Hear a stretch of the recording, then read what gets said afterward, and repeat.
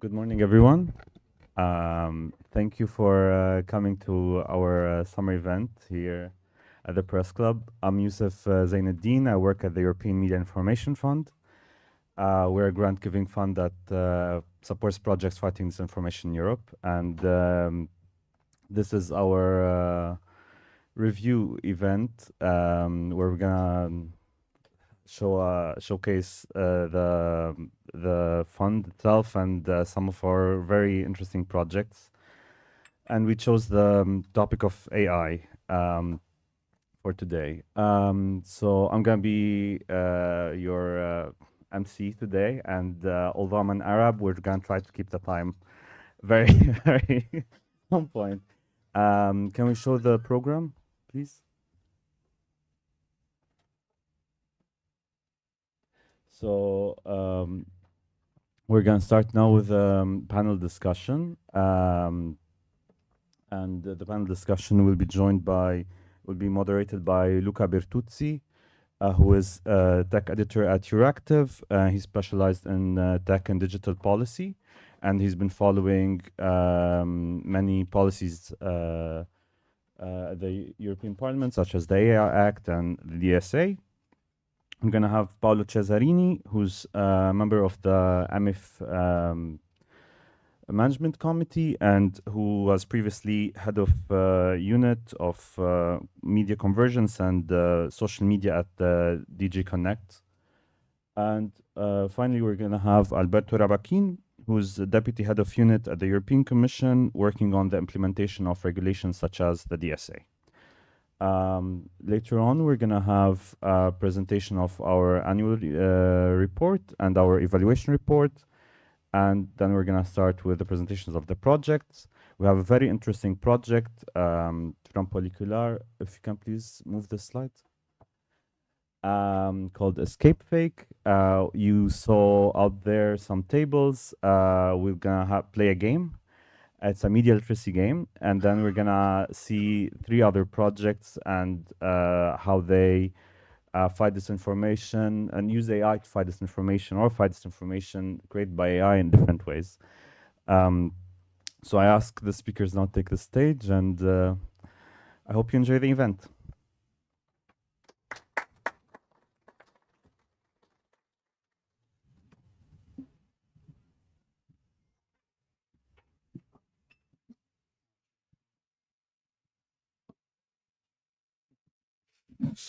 Hello everyone, and welcome to this man-only and Italian-only panel.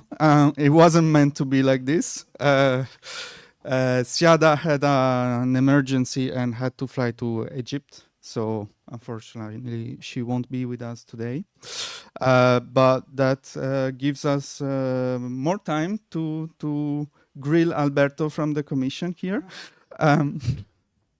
So, I mean, AI is, of course, on everyone's lips ever since ChatGPT was released to the public. We are seeing new generations of large language models being released every few months.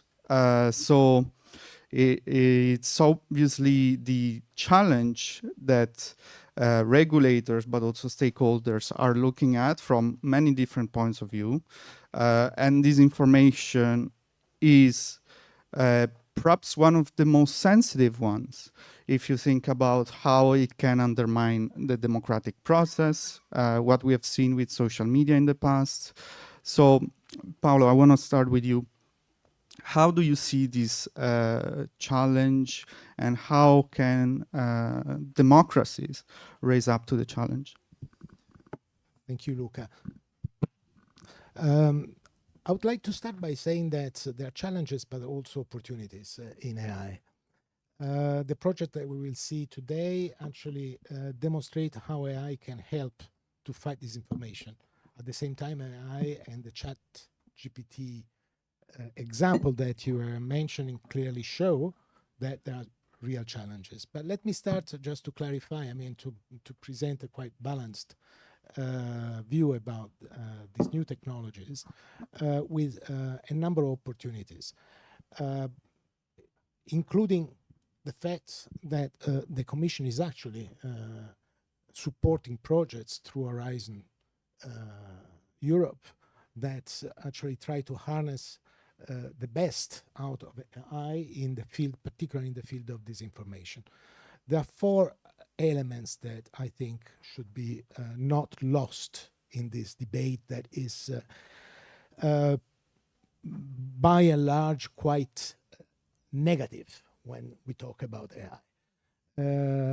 And the four element is at different levels. If you look at the threats of disinformation, you see that most of these threats are lying on a number of techniques that concerns both the behavior and the content that is distributed online.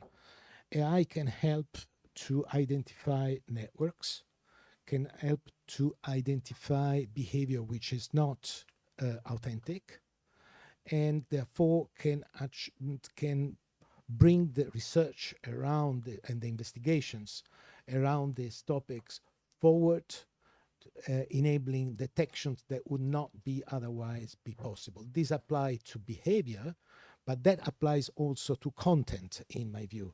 The fact that synthetic content, being video, text, will not prevail, but will increasingly be visible online, implies also that AI can be used as an antidote to identify, or could be developed in a way that can be an antidote, a way, no, let's be more modest, can be a way to better identify content which has synthetic origins. Another third element is concerns raising awareness. I mean, all the initiatives around media literacy that are linked to the disinformation challenge actually are very often encountering a hurdle, how to reach the audience that are really necessary to be reached. I mean, how to identify the people that are most vulnerable, most exposed to narratives that are manipulatory in nature, or that are clearly organized disinformation campaigns. Again, the AI can help in presenting the counter narrative or the awareness raising campaign in a more effective, in a more targeted manner. Also including gamification. And here you have a demonstration of a project that used gamification as a way to raise awareness and across audiences. And the fourth and last element that should not be forgotten is the fact checkers. The fact checkers have a daunting task, a flood of information that comes in, and the limited ability to respond to this mass problem. The uptake of technologies that enable a quick sifting through of the information news that fact checkers are designed to verify certainly would help and increase the efficiency of fact checking organizations. And AI is part of the toolbox that may be taken up in fact checking newsrooms. So those four elements, let's not forget about them. Then there are the challenges. Of course, the challenge is that systems like ChatGPT can increase the production and distribution of disinformation at scale. I don't need to insist too much, it's quite obvious. And the reason why this phenomenon is particularly dangerous is also linked to the manner in which these technologies are actually designed today. Anyone among you that has tried to use ChatGPT would have seen certain elements, such as, for instance, the ChatGPT doesn't quote the sources. It is totally obscure where the information, the input data are coming from. We know they are come from overall from internet. All right, it's a huge scrapping exercise that collect data from wherever it is relevant, but we don't know anything about the reliability of the input data that then enable the production of the text. And thirdly, once you have made your research and you have shared the result of that research, the text, with others, the others will not know that that text is synthetic. There is no watermarking. There is no way to identify that text as being produced by a machine. So that, again, some reflections I think that is important to carry out in terms of how, since generative AI is there to stay, will not disappear, in a way or another, it needs to be channeled through ethical paths. And I think there are some ideas that should be reflected upon. One is, for instance, how to make sure that the input data are more reliable, are more cleaner. What are the source of information? Are they trustworthy or not? So at the level of the input, perhaps some research and some engagement from on the side of the producers of the system, being Microsoft or Google or whatever, should be really devoted seriously to create a better system that whereby the databases are cleaned up ex ante, upfront. With one way would be to use, for instance, trustworthiness indicators that we have been pleading for in terms of identification of content already shared on social media, but that could also be developed for the creation of reliable databases from which the generative AI operates.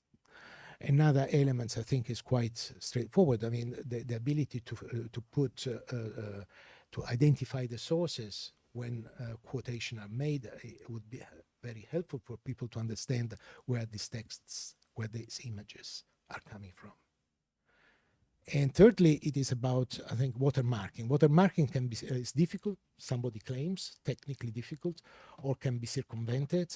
Others says that can be circumvented, but that should not be, in my view, an excuse not to try and to strengthen the methods that enable the identification and the watermarking of these contents. That is an idea. For journalists, and I conclude with that, for journalists, of course, again, it is an opportunity, it's a challenge. It's an opportunity because, let's face it, robot journalism will develop. Or don't tell me that, please. And if it is not robot journalism, indeed, there could be a help to speed up the process of writing articles. At the same time, it is a very serious challenge because if, and now it is really genuinely robot journalism take prevalence, then the professionalism and the role of journalists is going to be put into a serious doubt.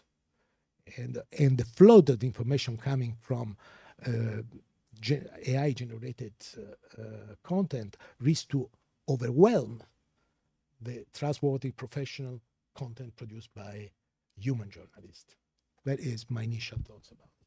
Thanks, Paolo. And I'll like to dig deeper into that later, but let's move on to Alberto now, because you guys at the Commission certainly kept us busy as journalists, but also lobbyists and stakeholders for the past years with an almost overwhelming amount of legislation in the digital sphere. Specifically for this area, we have the AI Act, the Code of Practice on Disinformation, the Media Freedom Act, the Digital Services Act. So can you get our head around how all of this will fit together? First of all, thanks for inviting me in this panel. I'm not sure I will be able to fully answer your question, but I think there are a few reflections that we can do based on your question. And first of all, I am by training an engineer and a scientist, and I believe on innovation. So we should also look, to the positive side of these technologies, because they are opening up a lot of possibilities for our society. And of course, as any other technology that the humankind developed, there are positive and negative aspects that need to be taken into account. And I believe that overall, the Commission, the Parliament, the Council are on this area, on digital, we are ahead of many other regions in the world in trying to, manage the issues, the societal issues that these new technologies are bringing up. And yes, that's why there is a lot of legislation, a lot of activities around this. And as Paolo said, there is not only the, let's say, the regulatory element of our policies, but there are also another element which is as important as the regulatory one, I would say, which are the support of projects like the one that we have on the use of AI to help in fighting disinformation. And we have started back in 2013 with the first projects to deal and to develop tools that can help journalists, citizens, in understanding the veracity of the content that they find online. So, I mean, this aspect also needs to be put into the picture. And I think what we are trying to do also is to make a strong bridge between, regulation and research and innovation. I think this is important also because there are so many,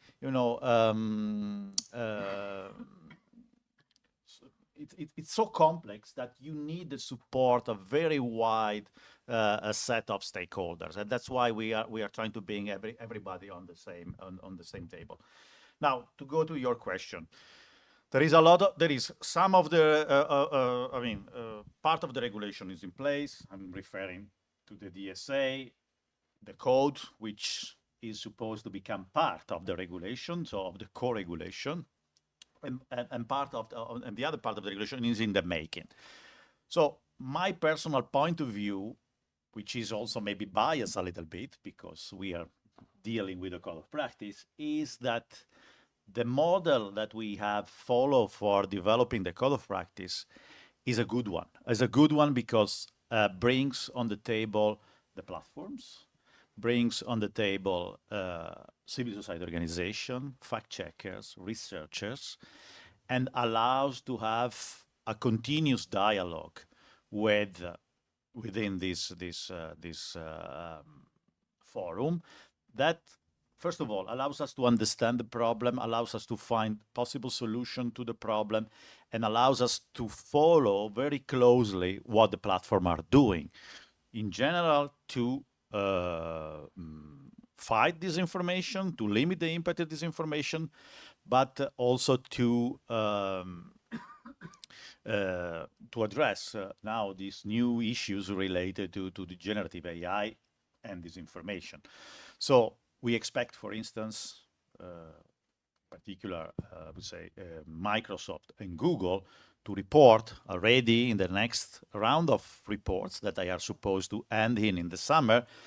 They should tell us what kind of, mitigation measure they are taking for their generative AI services. So that will be something that we expect from them.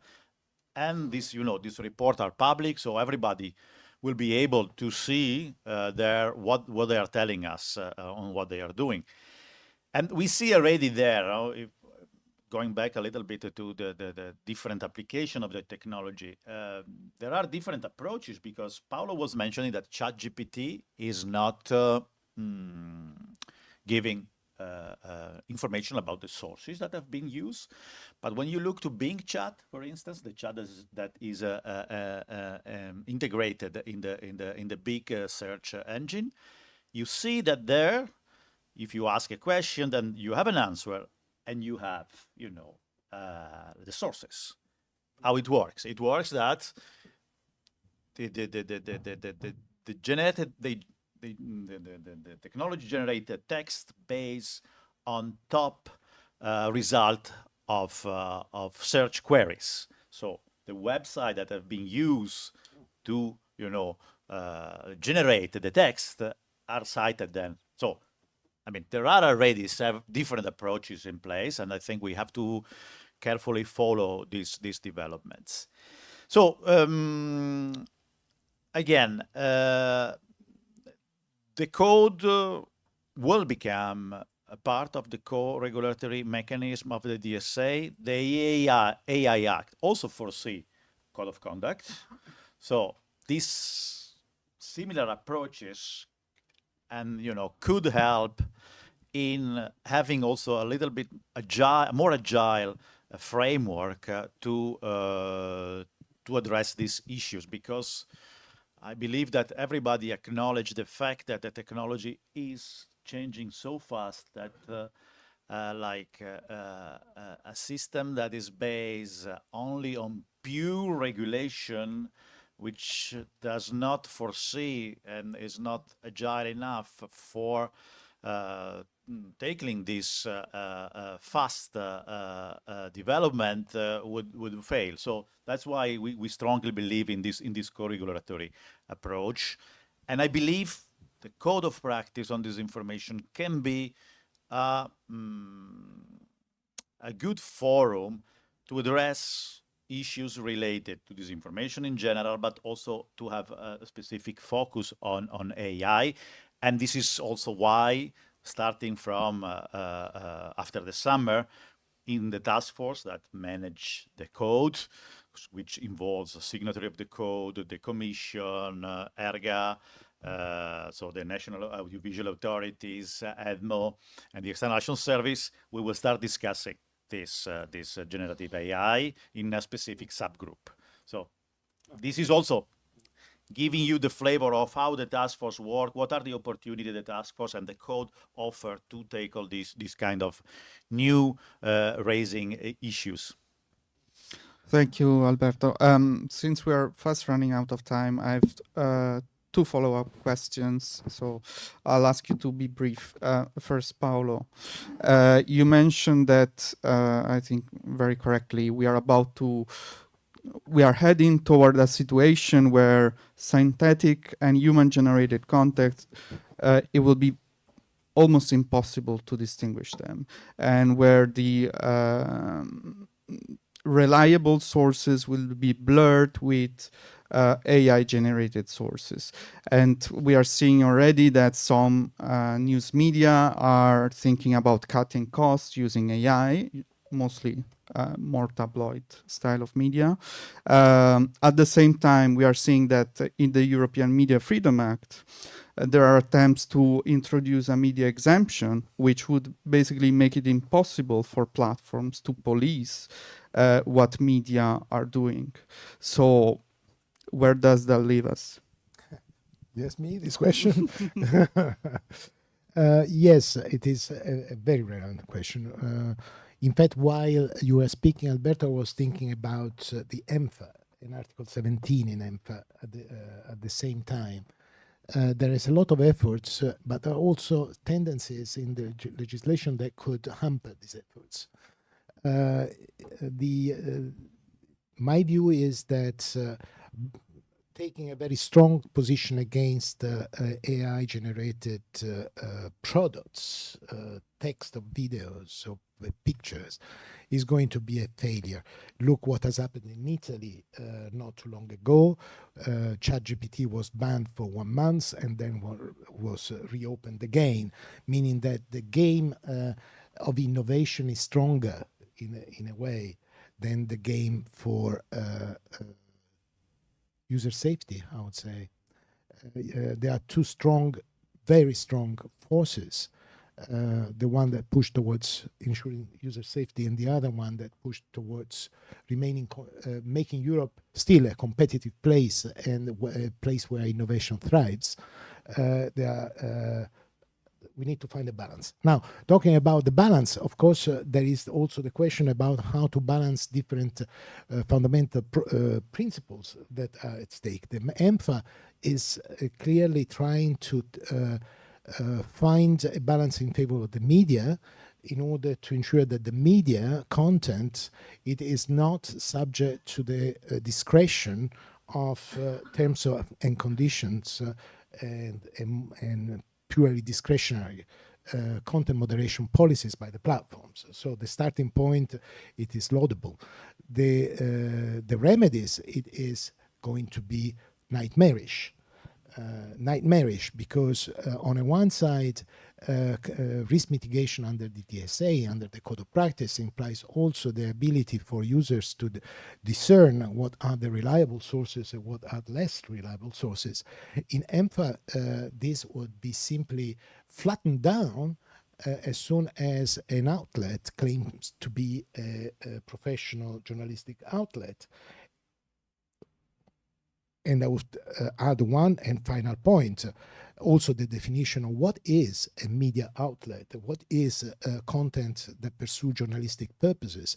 It remains to be better defined, in my view, in this legislation, to avoid that we create a privilege that other very legitimate sources of information do not enjoy the same privilege. Right. I'm not sure it's up to politics to give patents on what is a media outlet, but Alberto, to conclude with you, Paolo before mentioned an arms race in terms of AI generated content that seems authentic, and then AI systems that are starting to be developed to detect AI generated content. So in this harm race, what is the role the Commission intends to play? We have seen the Algorithmic Center that was opened recently in Sevilla. So are you going to be active in developing your own tools, not to take, the report of the platforms at face value, or are you going to interact with fact checkers? How are you going to play that? That's a very interesting question, and I believe that the Commission will not be able to rely only on its own capacity to understand the functioning and the action implemented by the platforms, and that's also why the DSA foresee a role for civil society to somehow in monitoring the implementation by the platform of the DSA, and this is also the approach that we follow in the code, because the fact that the code signatory are not only the platform but are also a set of different stakeholders which provides different services aiming at limiting the impact of this information allows us also to receive inputs from them. And to have them embedded in the discussion that we have on a weekly basis regarding the implementation of the code. So I think this, I would call it kind of new approach. It's hopefully going to work, but I think it has the ingredients, the right ingredients that to show and to be able to follow closely what the platform are doing to fulfill their obligation. So again, let me to give you example, also concrete example now that are also interesting in this discussion. In the code, there is, for instance, there is a commitment to build a repository of fact checks. So now we have fact checker and platform talking together how to build this repository. This can be a very interesting tool to also plug into this system to check the outcome of generated text, to check it against this repository, maybe using also AI. So that's something very, very, very concrete. And in also, we are now the code is trying to develop structural indicators using third-party organization. I think this is another interesting element that will feed into this exercise of monitoring the implementation of the different legislation and of the code. Thank you. And indeed, the provision on access to researchers in the DSA has caught the attention of the research community worldwide, not only the disinfo community, but also from the United States. At the same time, I understand it's one of the last, secondary legislation the Commission will release, so it doesn't seem to be a priority either. Anyway, that's all we got time for. Please join me in thanking our speakers.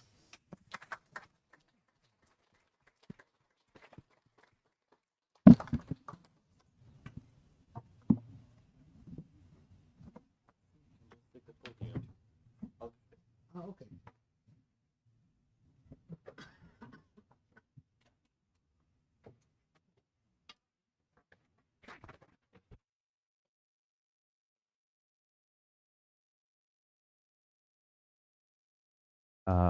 Thank you for the speakers. Now we're gonna go with our presentation of our annual report and later on the evaluation report of EMIF.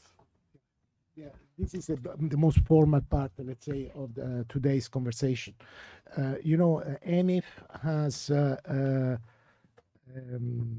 duty to present an annual report to report on its annual activities, and that is what we are doing actually today. This occasion, we wanted to dress up, let's say, this more formal requirement with some discussion around some substantive topics like AI to make it more interesting for our community, and also to stimulate the reflections that EMIF is carrying out regarding future priorities. I would like to, for our next goals in the next year, but I would like to emphasize that while this event, the summer event, is more formal in the sense that it is mainly to be transparent about what we are doing, in November, we will organize another larger event in Florence at the UI, where in fact the community of all stakeholders will be invited to reflect together with us about the future priorities and how to design the next goals. So you should see this event as a kind of preparatory step to a larger discussion that we are going to continue in the future. Having said that, so it's my duty today to present you with the annual progress report. I should have done this presentation together with the chair of the management committee, who is Luis Perez, who unfortunately couldn't come because his flight was cancelled the last minute and he couldn't find another alternative flight to join us. So I will cover the whole presentation myself, and I apologize on his behalf for his absence. So the fund has mainly, I would like to emphasize three things here for those who are not familiar with the fund. EMIF, it is a multi-donor by design and was launched with an inaugural contribution by Google of 25 millions, and we are now entering in the second year of implementation of this program. The mission is essentially to finance research, media literacy, and fact-checking around disinformation as an indispensable tool to create a sufficiently robust and supported community to carry out activities in four main areas. The first one is about fact-checking, of course. We need to have a stronger community to scale up the newsrooms that exist already, to bring them up to speed also through the intake of new technologies. And a second area is about promoting journalistic investigations around disinformation. So what we would like to see is more stories around how disinformation is actually created, what is the life cycle, what are the actors, the vectors of disinformation, what is the anatomy of disinformation, basically, which is a phenomenon that it is certainly linked to the content that can be untruthful, but is mainly and mostly, and that I'm really speaking from a logic of protection of freedom of expression, is mostly the result of behaviors that mislead people on the ground, on the ground. So it is about behavior, it's about conduct, it's about manipulative techniques and tactics that are put up and constantly developed in order to draw people into false conceptions about reality. And that is the most important things for which we need to have really in-depth investigations on a case-by-case basis. So our evidence base can be strengthened. The fourth area is about research. So we need to have a more, a wider, more interdisciplinary approach to understand the phenomenon from different angles. The technical and technological angle, of course, it is very, very important. So network sciences and computer scientists are essential in the essential contributors for better and wider knowledge, but is also cognitive science and psychology and sociology and legal and economic approaches that needs to be integrated if you want to understand the phenomenon and its potential evolution, and to be ahead of the curve, to be able to predict rather than to react to disinformation threats.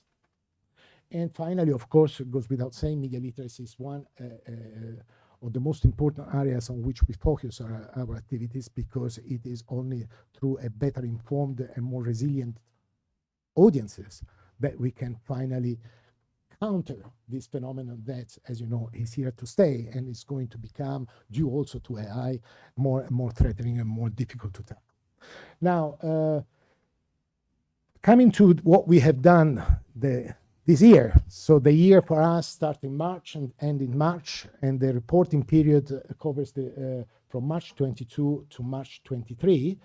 I would like to point out that the context has been particularly challenging due to different factors. First of all, the raising threats from disinformation that have been created by a very unstable geopolitical context. The war in Ukraine has been, of course, a playground for organizations that use disinformation as a weapon, and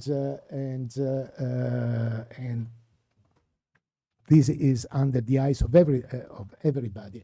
What is less visible, it is what I would call the homegrown disinformation, which operates domestically and which affects particularly sensitive themes like health, climate change, migrations. And it does it on a daily basis with the drip drop of information that it is meant to mislead people, and creates, therefore, and shape the public opinion on a continuous basis without being as visible as the trolls in St. Petersburg. The technology, of course, is another factor to be taken into account. The 2022-23 has been the year of the generative AI applied to journalism, of course, and that is certainly to be reflected in our activities. And I'm happy to see that some projects that will be showcased today are really interacting with these challenges and trying to find solutions using AI, but also taking AI into account as a challenge. And then the quite persistent problem of the fragility of the ecosystem, of the media ecosystem, that needs to be tackled. And it is a matter of essentially business models which are, quite frankly, outdated, the excessive reliance on advertisement, the subscription models that do not pick up at the speed that would enable most or many outlets to remain viable in the long term, and therefore the need to have a clear move forward by the sector itself towards a different business solutions. This is the context, and on the ground. On the regulatory side, we have already heard that there has been also important novelties, the adoption of the DSA, a new strengthened code against disinformation. But I think it is also important and fair to recall that the community building aspects, the community efforts have been going on, and EDMO has been able to, let's say, consolidate its presence and enlarge its activities through a a rich network of national hubs that now cover the whole EU. There are 14 national hubs covering the whole European countries that works hand in hand with the EDMO Central that is based in Florence, and that it is a resource that has to continue to develop, in my view, and has certainly influenced very much the context in which EMIF has operated during this period. We have pursued three main priorities during the reporting period. The first, of course, it is to ensure a balanced growth and an efficient management of the projects. We need to maintain, and we have managed, I believe, to maintain a good balance across the four intervention areas, so fact-checking, investigation, research, and media literacy. We managed to ensure a wide coverage, geographic coverage, with 23 countries involved in different projects and covered by the different projects. We have tried to really, in the next calls, we have particularly been attentive to link up our calls with policy objectives. So the dialogue with the Commission, it is necessary, but in particular, the dialogue with EDMO, it is important because it is the body that fixes our research priorities at the end of the day. And the result has been that overall we have received high quality proposals and the competition is increasing. I just want to mention that the last round of calls attracted 100 proposals across three areas, investigations, research, and media literacy. 100 proposals, a lot compared to the small budget, relatively small budget that we can, and the competition will be fierce because all these proposals looks very interesting. The second priority is about scaling up communication and outreach efforts. I come back with another slide on this because this is something that we continually try to do. EMIF is very new, it's not very known, and we need to make it more known across the communities in order to exactly both attract the right persons, the right projects, and at the same time attract new donors. And that attracting new donors has been, by the way, our third priority, with continuous efforts to diversify our funding bases, and discussion are ongoing. We hope to achieve this in the next period. Communication, this slide summarizes a bit how we have moved towards better making EMIF better known through participation in conferences, through online advertising, very targeted, with good results, as you can see from the figures, and with the boost given to our newsletter, that's for which the subscriptions have been increasing quite satisfactorily during this period. The grant, a few figures. During this period, we had in the fact-checking area 47 applications. The amount requested was almost the double of what we could actually disburse, and the projects approved were 24, and the country covered 16.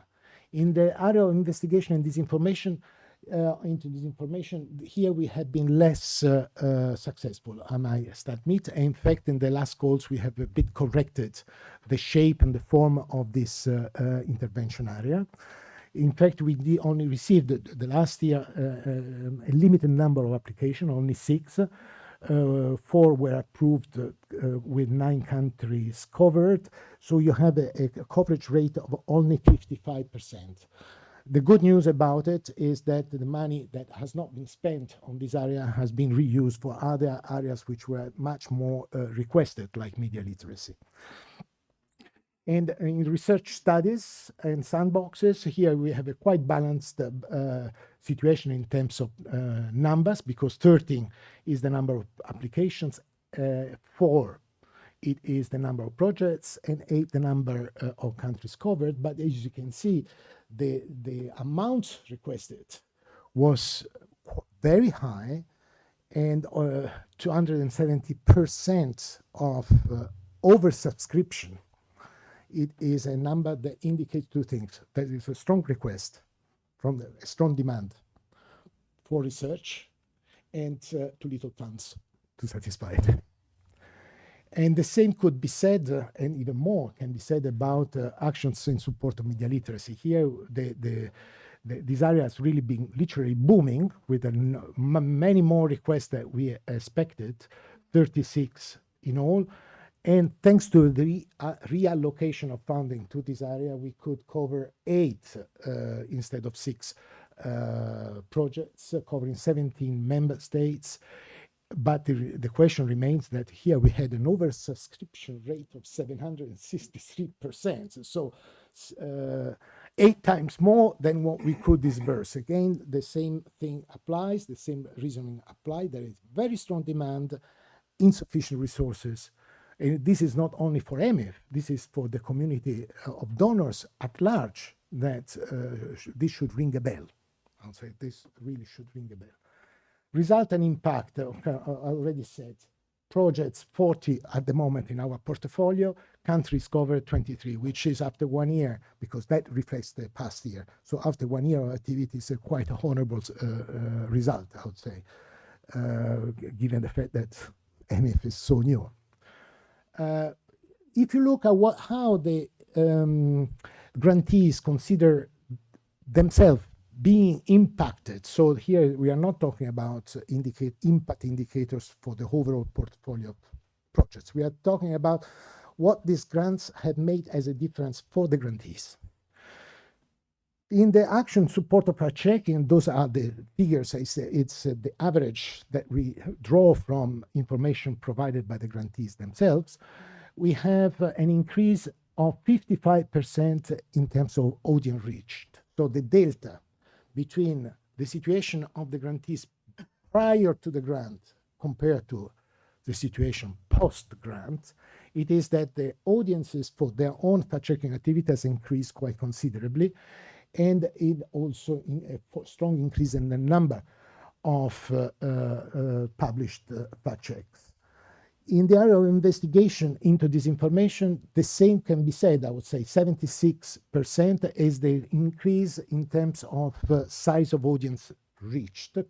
Is again relative data. I need to stress it.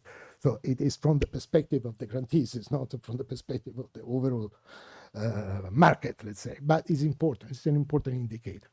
And the other one, it is that these projects, they declare that thanks to the grant, they could develop new methodologies, new approaches in order to identify the mechanism that support disinformation actions, campaigns. And 15 is the figure that represents an aggregate number of the novelties, the innovations that have been brought about into the project in order to detect these mechanisms. In terms of research studies and sandboxes, the research is good, but the research, if it's not applied, remains in the book. So so what we're asking is to look at what use cases, how many use cases you could actually develop through your research. And 10, it is a decent number, I would say, in terms of cases, because when we talk about cases here, we talk about a situation that can be replicable in other comparable situations. So it's a use case, it's not a case, it's a use case. And 10 use cases, it start to be a quite significant number in terms of developing methodologies that have a multiplier effect. And 20 is the number of conference and events that have been produced thanks to the grants by this research community. For action in support of media literacy, 21% is the delta in terms of actions on the grounds that have been in terms of increase have been deployed by the grantees compared to the situation prior to the grants. This is the last slide, and reminds you a bit, this is a financial report, let's say, and compares the plan allocation, the grant approves, and the execution rate, so what has been actually then financed. As you can see, we are in a good path in order in terms of disbursement, and there is a very good balance in terms of allocation, initial allocation, and approval of grants, thanks to some reshuffling of the resources, as I said before, from the investigation to the media literacy area. I think that is all I wanted to draw your attention to in terms of report. And I will take, perhaps, in order to avoid that Joseph walks again here, I will perhaps give the floor to Max von Abendroth, who has been asked to, on the basis of these initial results, to provide his own independent evaluation of our activities. And Max, the floor is yours.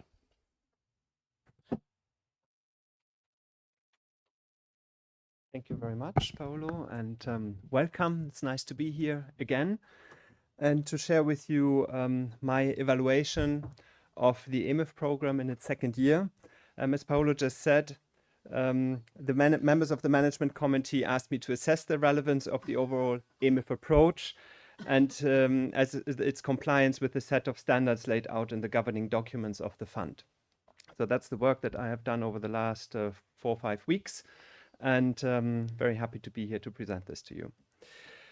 So EMIF has started its activities on the 25th of March 2021 with an objective of public interest to support fact-checking and media literacy initiatives as well as fundamental research projects with a view to addressing the phenomenon of online disinformation in Europe and promoting a more resilient and fact-based digital information ecosystem. And as you all know, the EMIF has been set up by the Calouste Gulbenkian Foundation and the European University Institute as a multi-donor fund, as we heard, and is today in its 3rd year of operations. The assessment period is the one starting on the 25th of March 2022 and ending on the 24th of March 2023. Within this period, EMIF has for the first time now fully implemented the scope of the fund across its 4 funding areas, supporting of fact-checking, then the investigations on disinformation, the research part, and also the media literacy part. In addition, EMIF has launched in September 2022 the Policy Leaders Fellow Program, a research support for master students and policy leader fellows at the European University Institute. And maybe it's also interesting just to remind ourselves that the Calouste Gulbenkian Foundation runs the EMIF unit that acts as the EMIF secretariat, and it ensures EMIF's day-to-day management and executes the decision taken by the EMIF Management Committee. And the European University Institute is responsible for coordinating the academic oversight and the dissemination of project findings to academics, specialists, policymakers, and the general public. And EMIF is operating under the scientific guidance of the European Digital Media Observatory, EDMO. Now, in the last report, there were some recommendations presented in early December. And I just want to come quickly back to see what has happened on these 4 recommendations in this reporting period that we are looking at now. So the first one is increase the diversity of the donors, and the management committee has explored the diversification of funding throughout this year, so far with no further funding commitments, but the work is going on. The second one is the setup of the steering committee. The management committee has launched the process of completing its governance structure by setting up a steering committee that will be fully functional before the end of 2023. The third point was about developing a multi-stakeholder partnership approach for collective impact. And you can see that EMIF has lived up to its interdisciplinary approach to build multi-stakeholder partnerships for collective impact. By ensuring that the projects funded are involving different stakeholder groups, such as media outlets, think tanks, academia, civil society organizations, and so on. And finally, there was the recommendation about becoming a gender-balanced organization, even though that has not really been shown this morning on the panel. It is the fact that EMIF has introduced the gender balance criteria in its call for proposals launched in spring 2023. So, coming to the conclusions. So, in the light of this disinformation challenge that we are facing across Europe, the objective of the EMIF is to support collaborative efforts to debunk disinformation amplify independent fact-checking, and enable targeted research and innovation tools designed to strengthen resilience and the ecosystem's response to disinformation. So the role of the assessment report was looking into how the EMIF managed to live up to this objective during the second year of its existence. So the first conclusion is the EMIF attracts relevant projects fighting disinformation. So the EMIF attracted 102 applications during the evaluation period, out of which 40 projects involving organizations from 23 countries have been awarded. We heard these numbers before. I kind of checked them, so I can confirm.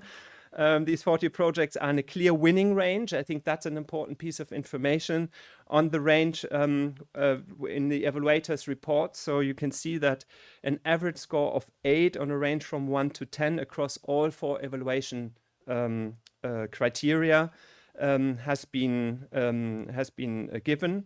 So the criteria are the relevance of the project, the quality of content and activities, the project management, and the dissemination part.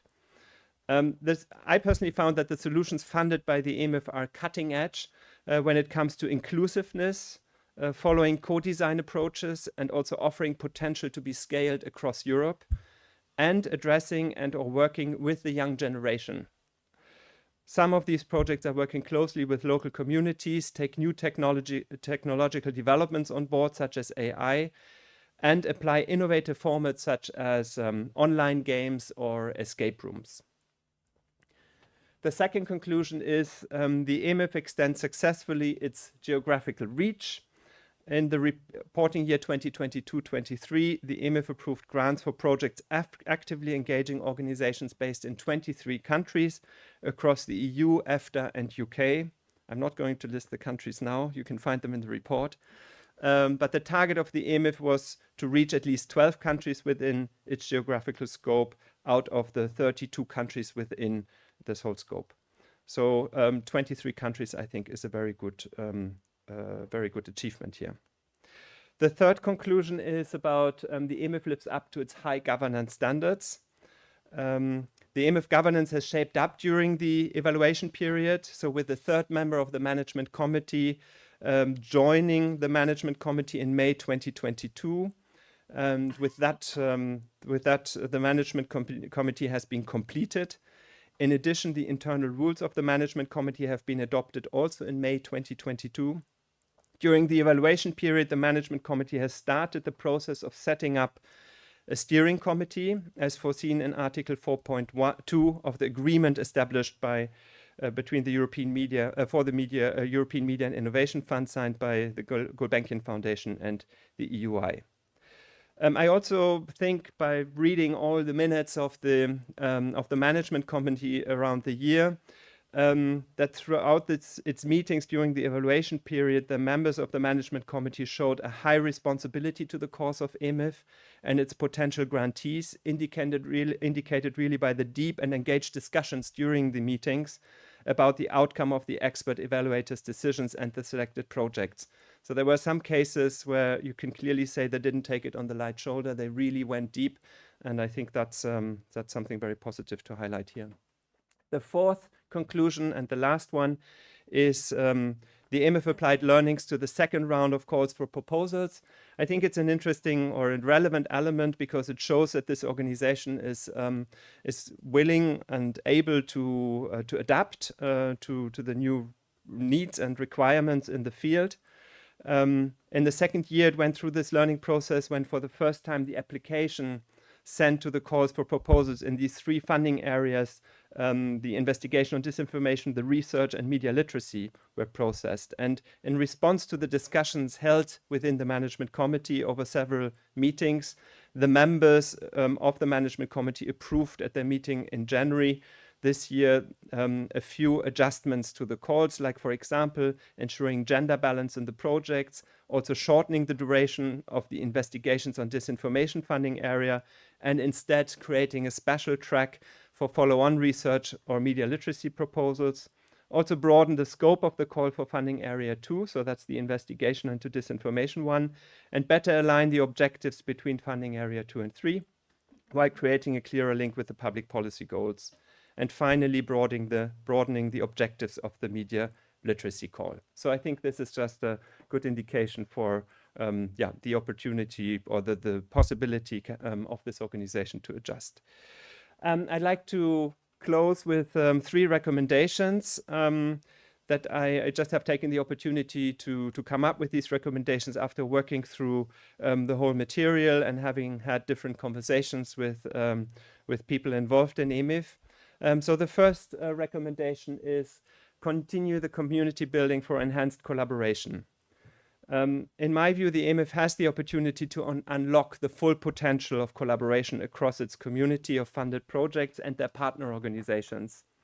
So driving this cross-border and cross-sector collaboration is at the core of EMIF. And in my view, the EMIF should build its annual conference and other networking moments around the objective of connecting organizations, people, and ideas for enhanced collaboration. It should be tested if this partnership search directory that is available on the website of EMIF could be used to facilitate connections. The second one is about increase the diversity of the donors. It's the same one as we had last year, and we know it's a more medium and long-term process. But in line with the ambition of EMIF to become a multi-donor fund, the EMIF should continue to invite potential funders to support its mission by complementing the existing inaugural contribution of Google. And of course, the diversification of funding for the EMIF will increase its resilience, ensure the more funding is available for high-quality projects in the different funding areas of the program. And we just saw with the numbers that Paolo presented, there is a need for that. There is a demand. And also to extend the duration of the EMIF fund beyond the 5 years that are currently funded until March 2026. And my last recommendation is about developing and applying an impact framework for the EMIF. I think with EMIF now operating in its 3rd year, it is recommended to start developing and applying an impact framework for the program that provides a good understanding of how the EMIF successfully minimizes disinformation across Europe and its effectiveness in building societies that are resilient in the face of disinformation. Overall, I congratulate the EMIF Management Committee, its Secretariat at the Gulbenkian Foundation, and also the colleagues at the European University Institute, as well as the EDMO, for a very convincing work that creates the needed conditions for excellent projects to be developed, funded, and implemented to successfully meet this disinformation challenge, and by doing so, safeguarding our democratic societies across Europe. Thank you very much.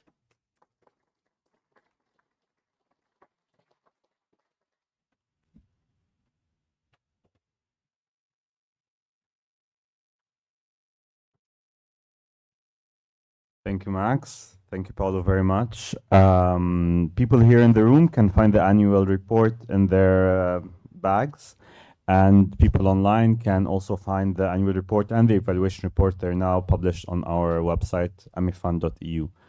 Now we will welcome the first of our showcase projects. It's from the company called Prolicular. The project is called Escape Fake 2. It's an escape game room, and we're gonna have our colleague here, Irina, and Ben. Sorry, Irina and Ben. They'll explain the game, the project, and we're gonna have a little a chance to play the game afterwards. Thank you. Thank you as well. I'm aware that you are very stressed about time, so I will try to be as on point as I can. So hi, I'm Irina. I'm obviously the female presenter that you have all been waiting for. I'm a strategist. I'm a strategist and chief operations officer at Prolicular. We are an augmented and virtual reality company based in Austria. I work with a lot of programmers and gamers, so I'm the female quota there as well. And apart from that, I'm also leading this project.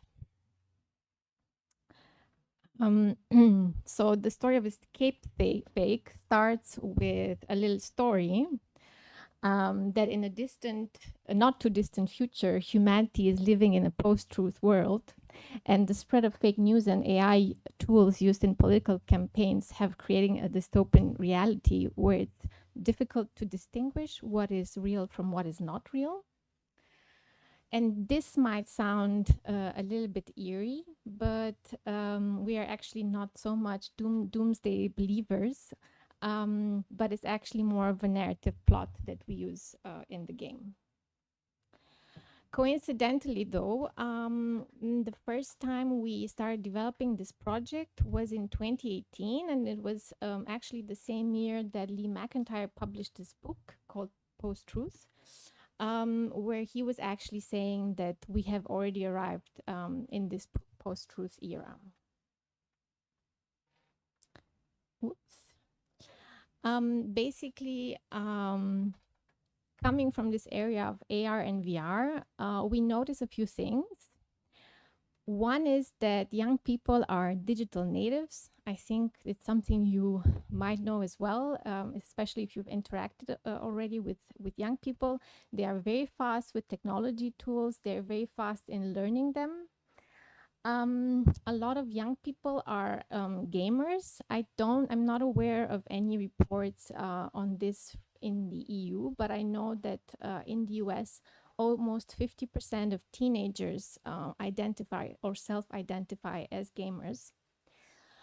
And doing a lot of AR and VR experiences, we know that they actually make people very immersed in the story, and that they also learn in a very experienced manner. So this is how we came up with the idea of this escape room game called Escape Fake. It's an augmented reality game. It's an escape room. How many people here have ever been in an escape room? A large majority, I would say. So basically, we are converting a physical escape room into a digital one by using augmented reality markers, which can be scanned with mobile phones or tablets. We chose this deliberately because it's very accessible also for teachers. The only thing that they need to do is to print the markers. They are the ones that you will see on the tables later. And in this escape room, players get to fix the future by debunking fake news in the present time. They are not doing this alone. They start interacting with Hannah. She's a character in our game, and she's actually a quantum reality hacker who is contacting players and asking for their help. And Hannah lives in this dystopian future that I started my presentation with. And she's trying to fix this broken reality. She has, as we would say in a sort of sci-fi way, she has an overview of time, but she actually cannot access certain points in time. So she needs you, or she needs the player, to take these little stories that she knows were events that led to catastrophic outcomes, and to find out what was actually fake about them. And there's a little secret to Hannah that we don't tell young people, and that's that she's actually not just a fun character that you interact with, but she's actually also a pedagogical agent. So in the game, she talks out loud, she thinks out loud, and by doing that, she helps players also figure out which track they might go or what puzzle they are missing to finish the story. And she talks through a chat with them. So this is actually how it looks like. Like I said, you basically scan the markers with your mobile devices. You fix these kind of complex tools. You have some quizzes, a few actual quizzes, like real questions that are related to fake news. And there's also some audio-visual media inside. I'm curious if this will work. No? Could you help me a little bit with playing the video?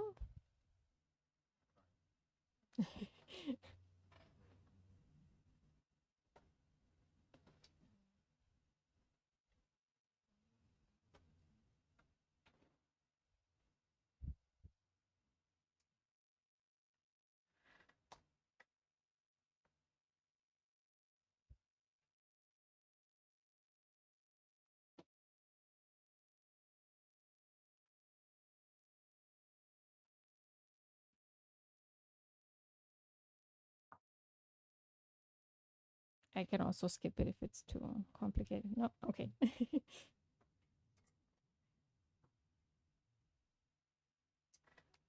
I am. So I'm just talking over. This is an older video that we produced already 3 years ago that shows a little bit how to set up the game. We actually produced it for educators. And there's a couple of things that you actually get to do in the game. So you can pick up objects. You can drag them and combine them with different objects. And you can also examine objects that are there that maybe you cannot pick up, but they might give you some additional information. Hannah talks to you through a chat that works basically like any other chat messaging app that you're using. And of course, you need to print the markers, and there are also the quizzes that I mentioned before that really work like kind of questionnaire quizzes. So you'll get to try this in just a few moments. And now I would switch to the next slide if I can.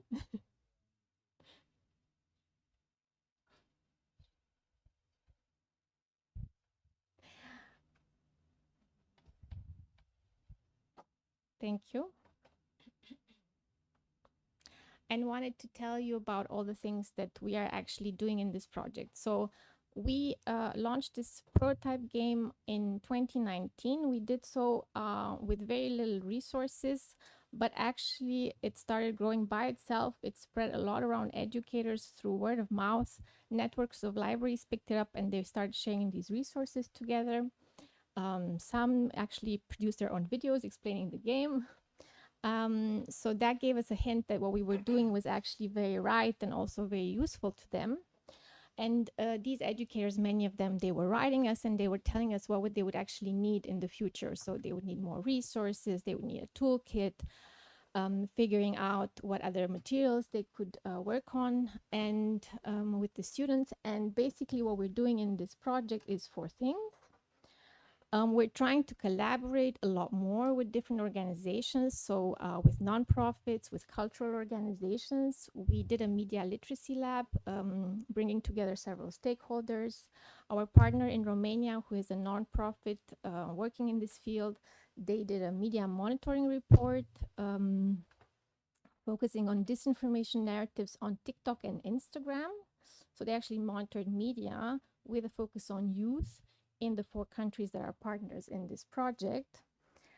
Then we also wanted the setup that you will see now is kind of the low-cost setup that we created, especially so that it's easy for educators to use it, that they do not think it's overcomplicated. But we also wanted to create a setup that allows for more contextualizing of the information that is in the game. So here we actually work with artists who develop their own works, and they will be showed together with a game in a touring exhibition. Then we have already rebuilt the first room of the game. It's the one that you're going to try and play now. And we're building a second one, which, connecting to the theme of the day, is actually more dealing with digital means of producing disinformation and deepfakes. And then the last part of the project is exactly what I mentioned before. It's really a lot of knowledge transfer for educators. It's a MOOC, it's toolkit, and a communication campaign. I'm trying to figure out how much more time I have. Not a lot, I think. The report is ready. You can talk to me about it if you're interested in that. The first room focuses on immigration. You will see that in a minute.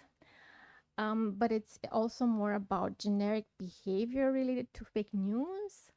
So recognizing fake news, things around privacy. The second one we are developing and will be ready in autumn this year. It will be released.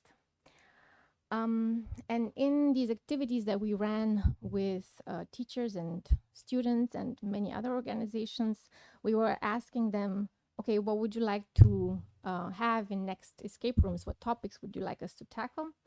And this topic of AI and the things that we heard about before came back several times. So actually we tried to figure out how would we tackle this in this escape room. We know that the tools are getting way more realistic every day. We know that there are also deepfake detection tools already, but we don't know if the things that work right now will work for much longer in terms what do we tell young people about how to recognize deepfakes. Yeah, so things like spotting inaccuracies in videos or patches in skins, these are things that maybe in 1 year from now will not even be relevant. So in the second room, and I don't tell too much about the story plot because my colleague Ben, who is actually the mastermind of the game design, does not probably want me to spoil that for you.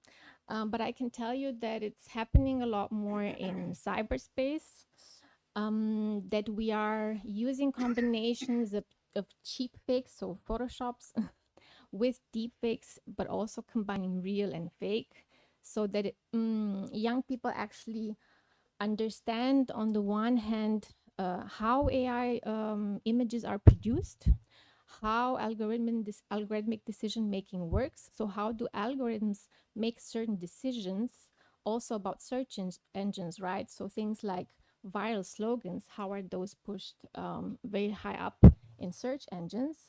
But more importantly, we also try to make them see that it's important to understand the context and that you always need to think critically.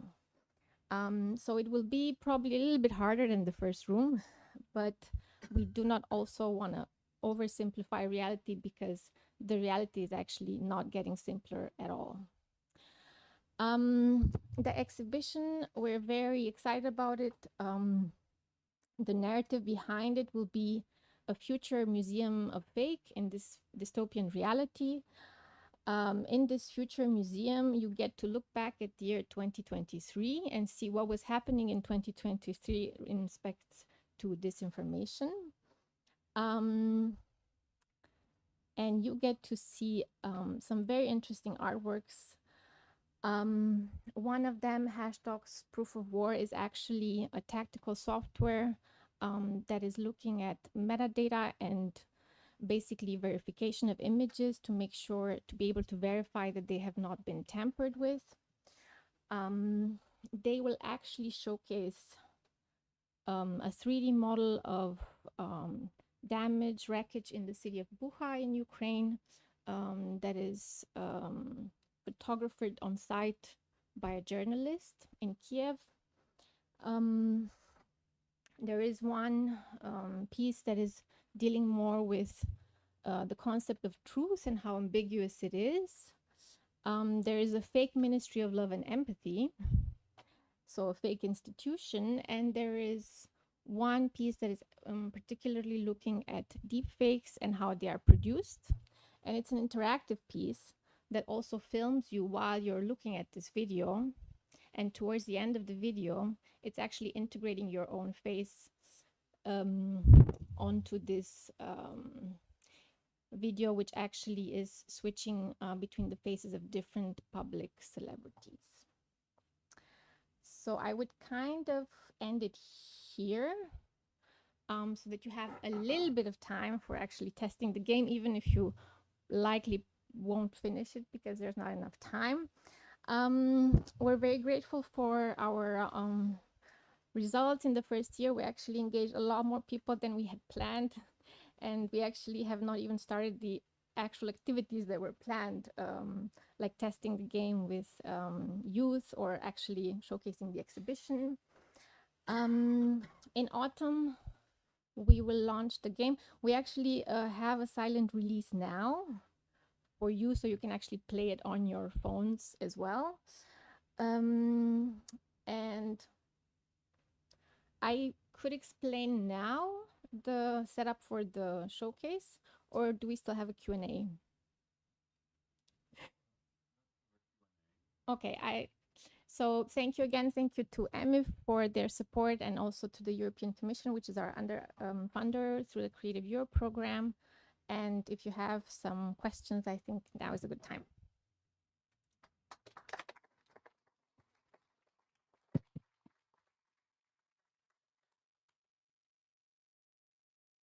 Any questions?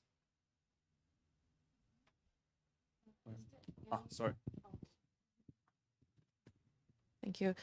Is the game in English only, or are there versions of it? It is English and German, and actually what we're doing with the funding is also to translate it to 3 additional languages, Romanian, Hungarian, and Italian. And we're actually always looking for people who want to have it translated in their own languages. It's not that much programming work. We actually just need people who are willing to do this. Do you have a way, or have you considered measuring whether people who play the game can then take those skills to the real world out of this like futuristic fictional environment? My worry would be that they think it only exists in that environment and not in the real world. Have you like thought about that? Excellent question. When we launched the first prototype in 2018, we did our own evaluations. We also collaborated with a researcher at the Learning Lab in the University of Duisburg-Essen. He conducted his own evaluations that were pre and post, which were very positive. He was measuring 4 different constructs like knowledge verification, also their own confidence in being able to recognize fake news. And they were scoring quite high on all those 4 dimensions. Now that we actually have more resources to do this and that we are testing it in 4 countries, so I think it's 500 young people that we planned to play it with, at least within our, say, controlled environment. We want a lot more to play it, of course, but the 500 that we will play it with in the 4 countries, we will actually also do this kind of valuation pre and post, and this researcher also will provide us with this theoretical framework to do it. Any last questions? I think we can go for the... Okay. Okay. Oh.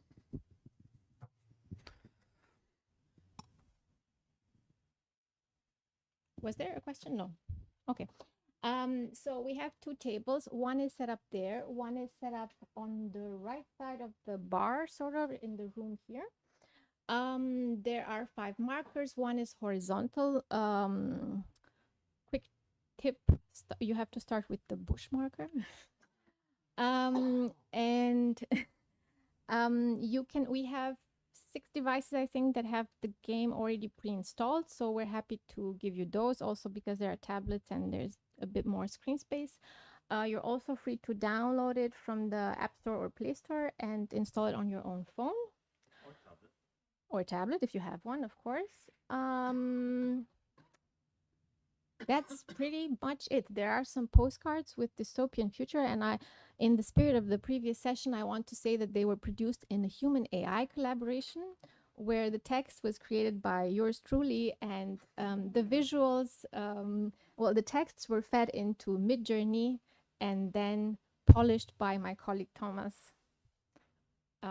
So I wish you a nice playtime, and I guess you can integrate this with the coffee break, which is also planned for Yeah, the coffee break's supposed to be now. now, so we have around 20 minutes to play. I consider myself not being completely illiterate, but for example, like if I were on those websites that you mentioned, it would have not crossed my mind like to go cross-check the sources. I mean, also it's about Biden American politics, so it is a bit distant from the reality we live in. Aren't you afraid a bit that the future of media and content is going to be limited on rather producing good news, good reportages, rather on trying to chase the bad guys? Do you know how to avoid that this overshadows what journalism is supposed to do in the first place, which is inform? Thank you. So my philosophical answer that strays a little bit from this project is I actually think AI will elevate the need for people to turn to credible reporting, because the detection is going to become more and more difficult, and I don't think we can reasonably expect information consumers on their phone to say, I'm not sure about this piece of content. Let me run it through the disinformation laundromat tool and do all this investigative work. So I think it's more towards the authentication of information or reliance on credible information. So even in the sort of AI field, the way we're looking at it as an organization, again, not from this project, is detection is important, but the authentication is maybe more important. So if you have an image, it's less about how do I detect if it's been altered and more, and this was talked about earlier, how do we know when something's authentic? Because somebody is using something like TruePic that provides watermarking and authentication and geolocation. And so again, in terms of the whole community, where I think we need to go is towards an authentication model, less so than a detection model, but obviously we have to have the detection to work with the companies. I have a last question. Going back to the dissemination of this tool and it being a risky tool to be used, what did you think about collaborating with actors in the field such as EDMO or the International Consortium of Investigative Journalists so that you can filter out who gets to use it? Because EDMO is also as well now doing something very similar for access for network platform data. So did you think of that? No, but now I will. Great. But no, Amsterdam has some experience working with sort of user management systems because they've also built tools in the past that they have had to have some process of people applying to use, as they will tell you. I mean, basically, it's just putting a little bit of friction in there. I mean, there's still ways of bad actors to get access to it. So where we had thought of taking it is sort of using the Amsterdam model. People at least have to apply and give their use case. And if there's suspicious activity, it's something that could be monitored. But it's a good idea to expand to others because honestly, it's not something that we thought about initially until we designed it and started running some test cases and we got a little bit freaked out. Okay, thank you, Brett. Thank you, colleagues. Now we'll, yeah, please. Now, if Javier and Jean-Philippe from, Javier is from the International Press Institute, and Jean-Philippe from the German newspaper TAS. They're working on the project called the Disinformation Playbook. Decoding the Disinformation Playbook. Decoding it. Let's decode it. So, well, first of all, to follow up on the slides, thank you as well. And I'm not, maybe if you can... Sorry, apologies. No, it's the turn off your active. We're going alphabetically. Should we switch to Euractiv? Yeah. Do you want to go first? Yeah. Yeah, come in. Yeah, go ahead. Sorry. Apologies for the confusion. So we have our colleague Francesca from Euractiv presenting the project True Info. It's a fact-checking project. Hello, everyone. So yeah, my name is Francesca, and I joined the Euractiv projects team in September 2021. And I'm very grateful to be here, and I'll be talking about the True Info project, which was responding to the Boost fact-checking activities call from EMIF. Just before diving into the project itself, a few words about Euractiv for those of you who might not know it. So Euractiv is an independent pan-European network. It was founded in Brussels in 1999. And what we do is basically to write on EU policies in different domains, ranging from agriculture, politics, energy and environment. You can see all the 8 hubs in the slides. And what is important for this project is the Global Europe Hub that contains a section on the Europe's eastern neighborhood, because the True Info project is about fact-checking information on the Russian invasion of Ukraine. Just a few more info about Euractiv. Basically, we are a network of 13 newsrooms across the continent. And here you can see all the different countries that compose the network. All the 13 newsrooms have provide localized EU policy news in local languages and have their own websites. So, as I mentioned, I'm here to talk about the True Info project, which lasted 6 months and was completed in March 2023.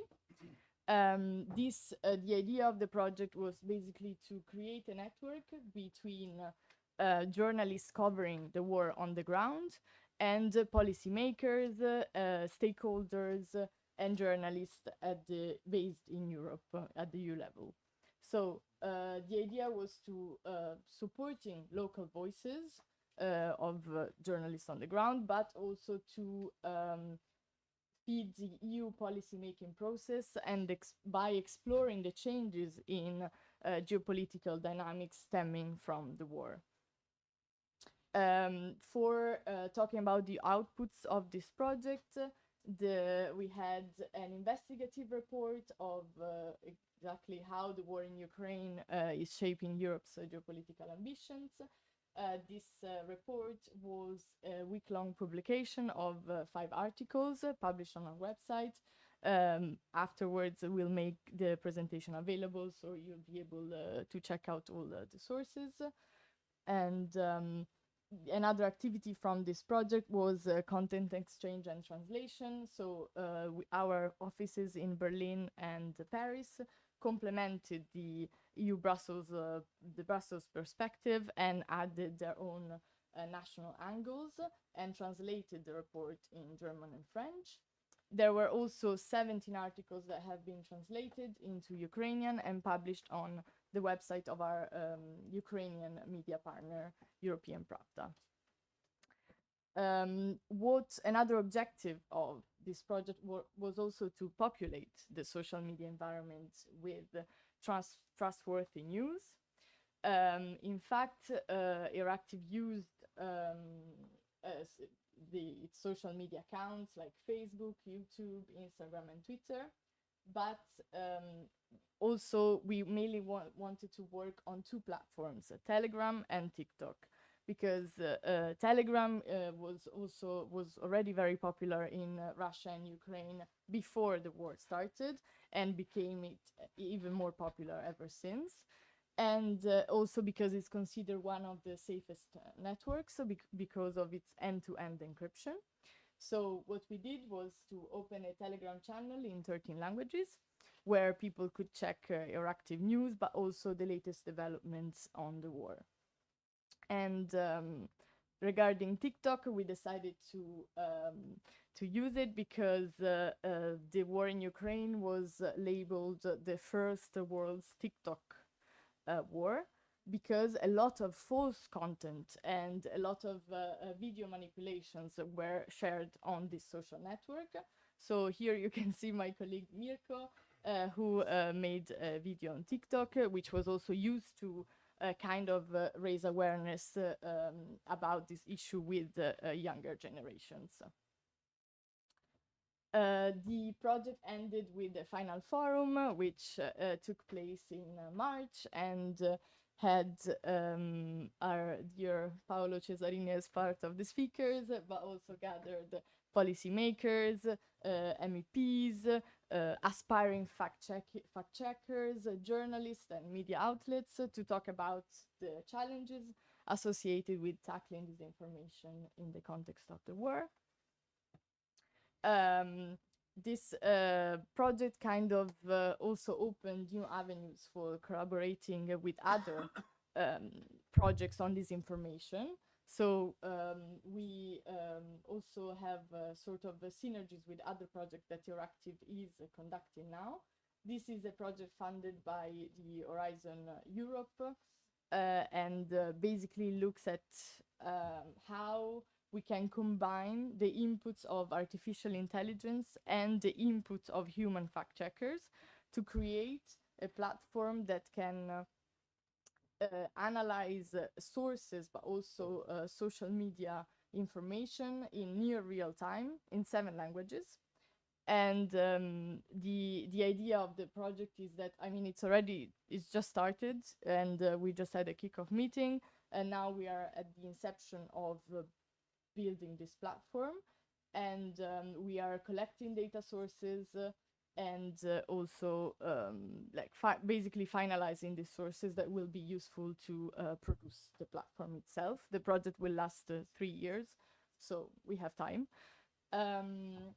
And because now we are working a lot on the projects on disinformation, I just want to end my presentation with a few considerations on the uptake of AI fact-checking tools in the media industry, in the media industry. And basically what we have observed in the work of our journalists is that definitely AI fact-checking tools can facilitate the daily work of our journalists, but they cannot substitute decision making, because for sure they can they can extract a sentence and they can check its validity, but by doing this they also decontextualize the sentence. So we always need human fact checkers. And they're also, I mean, journalists are also individual, so we have everybody uses heuristics or mental shortcuts when checking out information and when verifying the validity of an information. So for example, let's say we think about the reputation of a source, we think about endorsements, or whether other people know about the source, or we all have our self-confirmation bias. So it's much easier to believe something that you already agree with. And journalists are all individuals, so for sure it's sometimes it might be hard for them to, in the first place, think that what they're saying is a false claim. And obviously this also requires time, because then, for example, a flash, like a media reporting on flash news might not have the time to check all claims. And let's think about a local media might also be struggling with budgetary requirements, because then it's hard to, might not have the budget to hire a fact checker. So for sure, all these fact-checking tools have an enormous potential for the work of journalists, but there are definitely challenges that we have to endure when incorporating them in our daily work. And given the speed of AI developments, there's still a lot to explore. So yeah, basically, this is it. So thank you so much for your attention.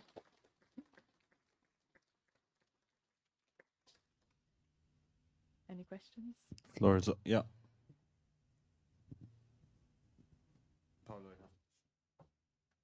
Any questions from the audience?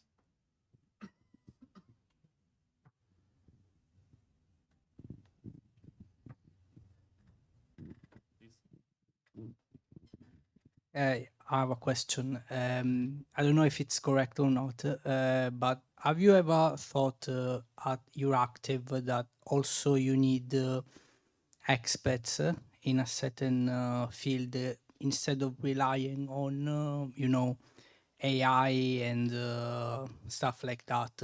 I mean, also talking about a critical thinking and expertise that one develops by his own intelligence or not. Any other questions, or should I? Well, definitely. I mean, there's also people with expertise in all topics that write about, for example, this topic. I mean, our reporters are experts, and they already have critical thinking skills, and they already can, because they know all the geopolitical dynamics associated with the war. They know the history of these countries. They know what happened before, and so they can already think when something is a false claim. Then, but they will for sure fact check it. But it's just in general, it is true that resource-wise, it is hard to navigate disinformation.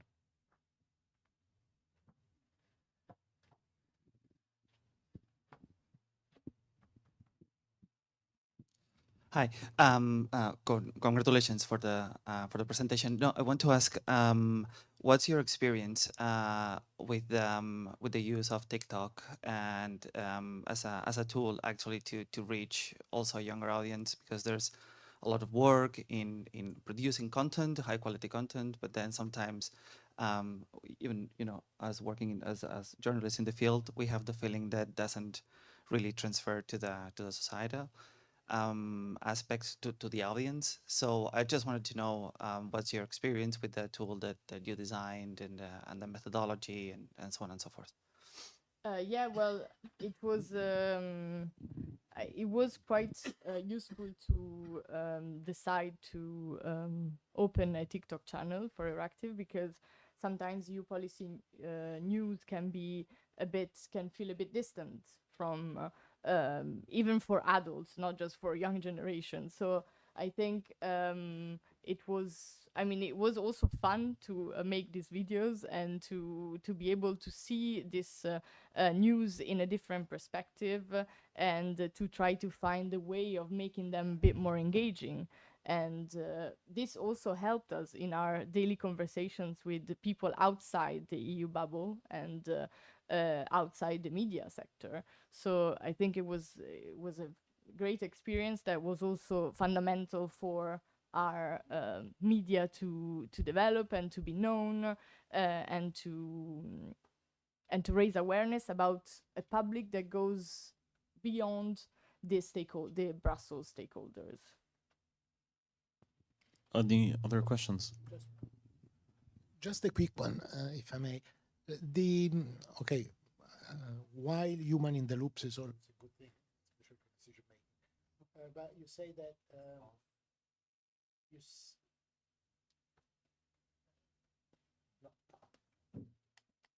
you can hear. We can hear.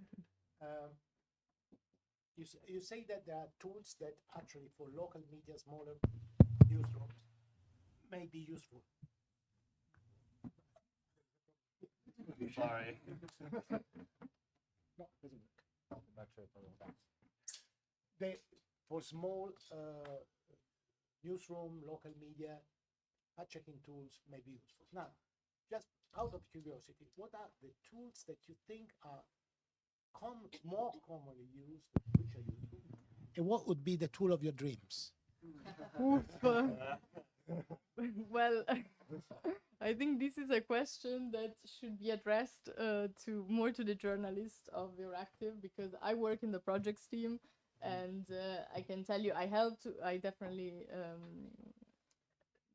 helped with the submission of this project, and thanks to the submission of this project, I also got to know about the existence of all these fact-checking tools. And yesterday, when working on another EMIF project, I looked at this Excel doc with 134 fact-checking tools, and I was trying to examining all the possibilities. And to be honest, there are so many that I wouldn't be able to give you an answer right now. But let me work on it, and let me ask the journalists what would be better for them. I can say that Teen Eye is something that we are familiar with. Is the tool that helps you reverse images to understand whether they have been manipulated. We are familiar with the Tweet Beaver that helps you map connections between different Twitter accounts. But these are just some of the possibilities. You have a list of 184. I found it on the EDMO website. 134 fact-checking tools.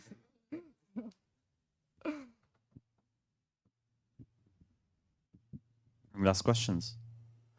All right. Thanks a lot, Francesca. Thank you so much.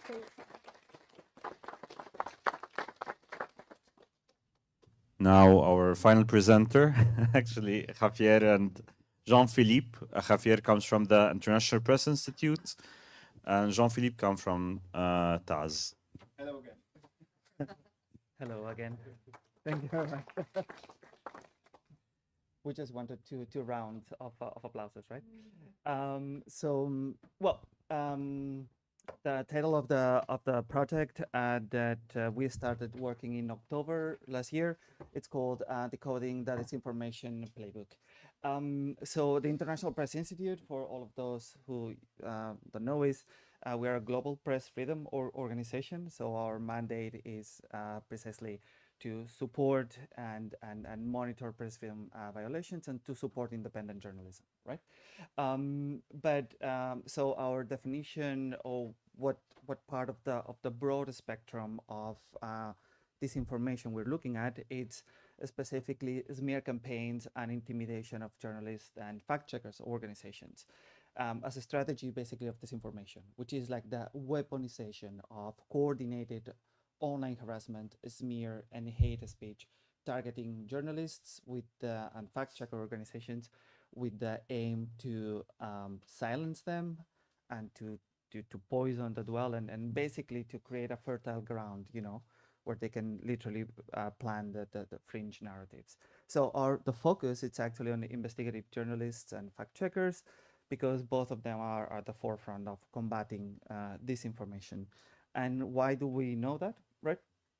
Because Factograph, the other partner organization, sorry, I forgot to say we're three organizations. This is a consortium of press freedom organization, the TATS, which is specifically with the investigative unit of the nationwide German newspaper, Tage Zeitung, and Factograph, which is one of the leading fact-checking organizations in Croatia, also a partner of the Meta partnership. They actually published as part of the project the one of the first surveys in Europe that looks into the impact of online harassment and smear campaigns targeting fact-checking organizations. There were a total respondents of 41 fact-checking organizations out of the 60, 70. So what we found, it's and that's why we want to focus on the issue, was 90% of fact-checking outlets experience smear campaigns and online hate, 70% of which continuously. Of course, like the frequency, and then as some of the case studies that we'll see, increases significantly during periods of political, intense, or periods that are intense politically speaking. And yeah, large of the majority harassment takes place on social media networks. So that's one of the products that one of the outputs, this survey, that we released on April 2nd for the International Fact-Checking Day. Unfortunately, 2 weeks ago, our colleagues who authored this fact-checking survey actually have been heavily targeted online. So that face that you see over there, it's our colleague, Anna Bracus, who is the executive director of Factograph. And in that Twitter thread, which is like way longer, it belongs to America First Legal, which is, there's evidences that it's somehow supporting Donald Trump. With a gold check. With a gold check, exactly. They specifically mentioned the launch of the survey, with they link to our website, ipi.media, but there was a whole discrediting campaign, not only against Factograph and Anna Bracus, but also as part of the thread. There were also mentions to other members of the International Fact-Checking Network. So this is just to give you an example of, and unfortunately, it pretty much illustrates very well, like the core, one of the core of the projects of what we're trying to investigate. So the aim, and that's why the title, Decoding the Disinformation Playbook, it's because we aim to expose the following elements. Tactics of deployments, of course, like narrative, who are the actors, some of the proxies, which are the vectors as well, and the impact on journalists and media organizations that you've already seen one of the results of our research on that. We're doing it through the survey as one of the the examples, but also through a series of case studies. And my colleague Jen will talk in detail about the case of Alexander Roth in Germany, but we've also did an in-depth analysis of another case study, Franziska Cinderle, who was targeted between Austria and Hungary. And Factograph themselves have done, whole analysis about not only these recent attacks, of course they will include it, but the fact that they've been targeted since 2020, like the COVID-19 pandemic as well. And there is a live case study, and that also adds as well to the issue, that unfortunately for the safety of that case study, for the protagonist of that case study, we cannot mention, because it's being live streamed, and they really fear that exposing and anything linked to their project and their name could actually provoke a backlash on a specific intense political moment, because they are based in Spain. So that's part of the live case study, meaning all the rest of the case studies took place between 2021, right? Alexander Roth was the first, and until now, this live case study we've been working for the last 2 months. We covered the local elections in Spain, and as everyone knows, suddenly the Spanish government decided to call for snap elections that were due in November, December of this year. So that was a little bit out of the scope in terms of time span, out of the scope of the project that will be running until the end of September. And since they call for elections, we decided to expand our analysis of the case study of that news organization or journalist to include the parliamentary elections. So very quickly, the methodology that we're using, of course, we have some background information. We're going to use like literature review, academic research, and whatnot. For the analysis of the deployment of the campaigns, we're going to be using investigative journalists, fact-checking organizations, but also some AI tools, social network analysis, etc. So for the case of the live case study, and please bear with me the fact that I had to anonymize all the data, and that it's basically like it's an ongoing case. So we're an ongoing analysis, but I just wanted to showcase the kind of technology that we're using and what and why we're doing it, right? So we're working with Kibu Technologies, and actually we are in discussions to see whether they can open this technology to other journalists as well. Basically, what we did was an analysis of over 22,400 Twitter accounts. We analyzed in total 1.5 million interactions.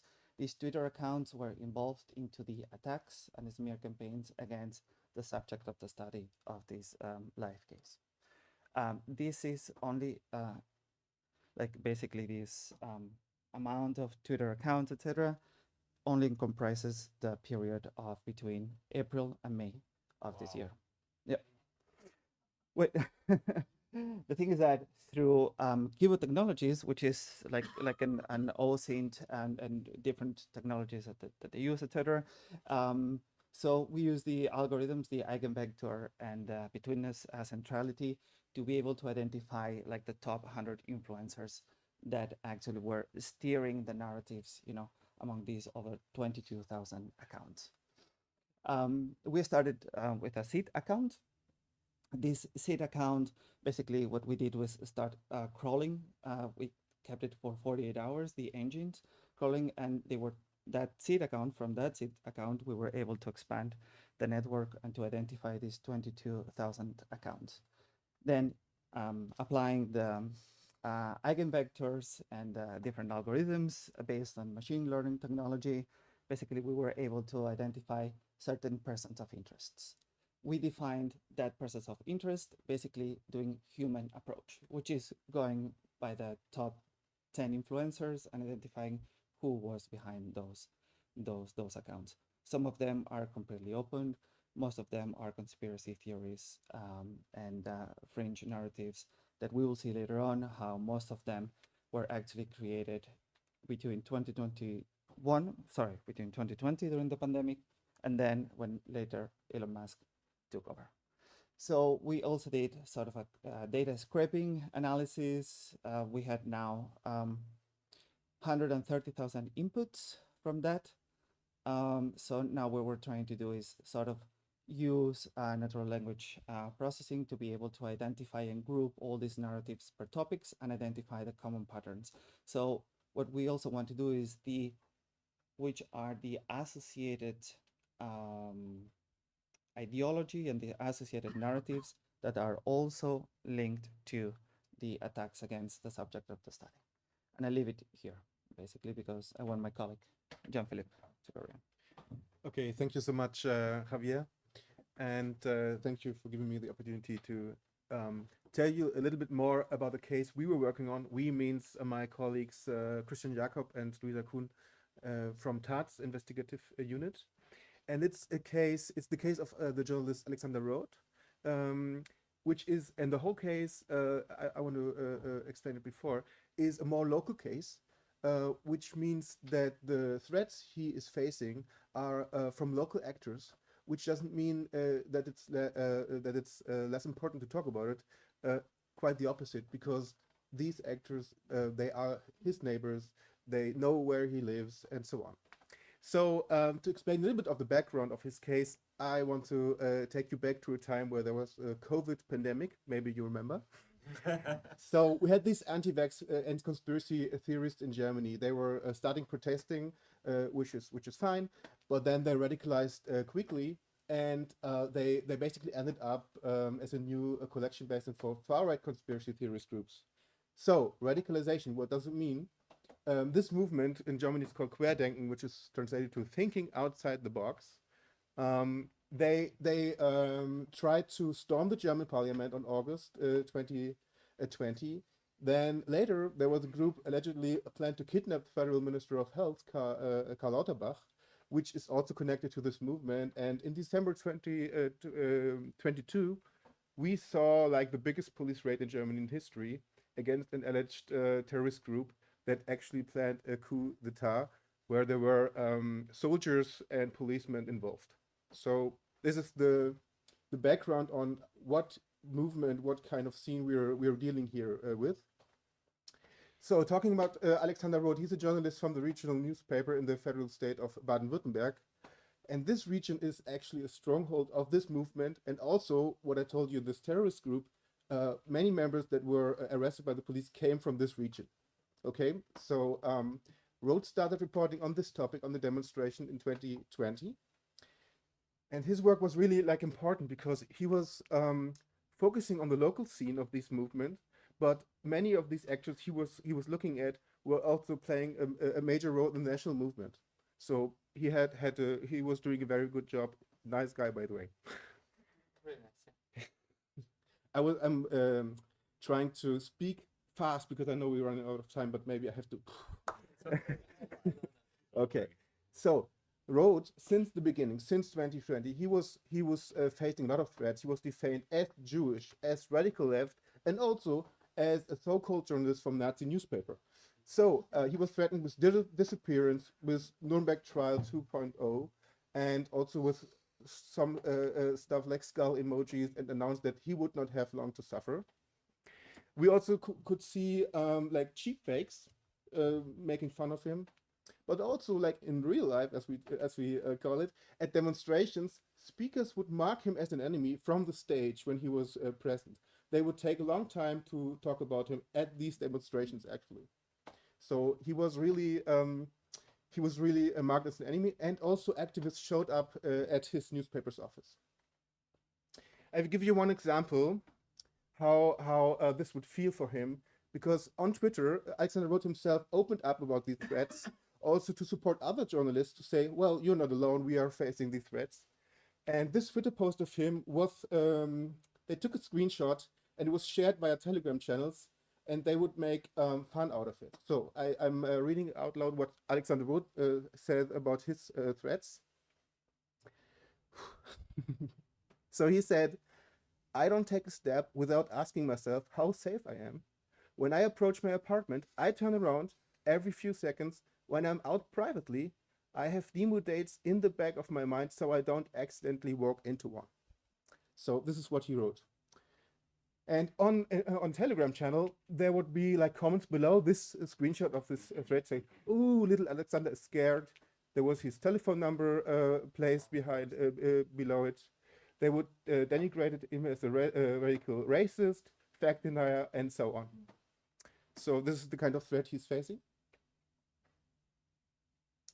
And to show you one example how also this would work is that Alexander Roth is regularly doing talks, public talks, events in his region, and nearly, I would say, all the time he's doing an event. In these Telegram channels, someone would say, "Well, he's doing an event again. Let's go there and discuss with him." And nearly all the time there would be someone. So when you talk about "let's discuss with him," all those in the Telegram channel, they understand what is meant. So, for example, in this case, the upper screenshot is like maybe someone would like to go and ask some questions, and below another person says, "Should we hang the leftist Bert Roth by his leftist balls as far as he has any balls at all?" So, pardon my language, but it was a citation. So this is the the structure how it works. Yeah. So we teamed up with CMAS to help us in the analysis for the network that is doing the threat. So CMAS is a Center for Monitoring and Analysis and Strategy based in Germany. And they're really good partners because they have expertise on this topic, so they can also provide context. They are specialized on Telegram, which we identified as the main channels these threats would be. And also they have like systematic online monitoring anyway of these cases, so very good. As you can see here, monitoring the threats, we can say that there's a continuously mentioning of Alexander Roth in German language conspiracy channels since 2020. Like there's some peaks, but it's still going on until today. And what we could identify is that there are specific channels where Roth is mentioned more often. He's mentioned in the total in 42 channels. The channel which most often mentions him is the channel called Antifa and Enlightenment. So don't be confused. It has nothing to do with anti-fascist movement. Quite the opposite. Okay. And then also we could see, okay, threats about him would be shared by Nikolai Lehrling, who is a convicted Holocaust denier, pretty famous nationwide in this scene. And also, you see it in the third and fourth row, two channels of the local politician Heinrich Fichtner. He would be mentioned a lot, who is a far-right politician of the AfD. So yeah, then CMAS helped us to identify the channels which would be most influential, and which is also the Antifa Aufklärung and the Fichtner channels. And we could say, okay, he is thematized and attacked by right-wing extremist local actors. And so, as we are investigative journalists, AI and technology is helping us here to as tools, for example, to transcribe audio messages into text, for example, also to summarize channels and to summarize messages, but also there's the human factor. So we identified what I told you before, this channel Antifa Enlightenment. So we identified the guy behind it, and we as humans, what technology cannot do, we went there, we knocked on his door and asked him for an interview. And unfortunately there's no audio here, but so he in the end, he agreed to talk to us. We made a longer interview, and we tried to find out why does he do this, and does he understand what he's doing. And in fact, he also opened up to us, and he said, yeah, of course I know. I mean, you can read the transcript, but running out of time. So he said, I know it's a gray area. You remember this when there was this event And someone wrote, okay, let's go there and discuss. And he said exactly this. Yeah, I know if I inform my readers about this event, I know that there's coming some threats behind it, below it. So he said, I know it's a gray area. Okay. So just as my last slide, I want to say this case of Alexander Roth is just one example of many others, and which can also be seen by the fact that the Germany fall down at the Press Freedom Index from Reporters Without Borders, and where they especially also mentioned these conspiracy theorist groups as one of the reasons for attacking journalists. Okay. Thank you.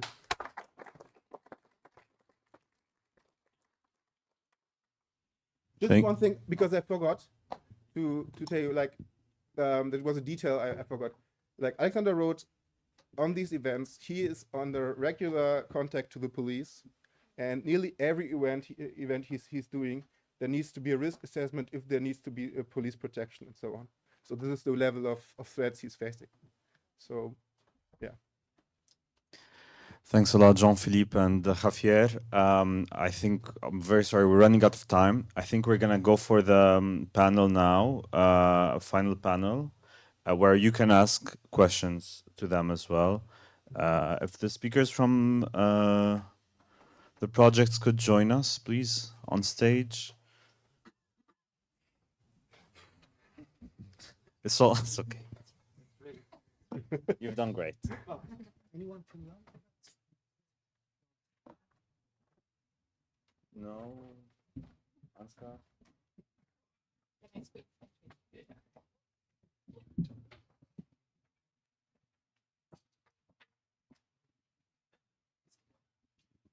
an open discussion.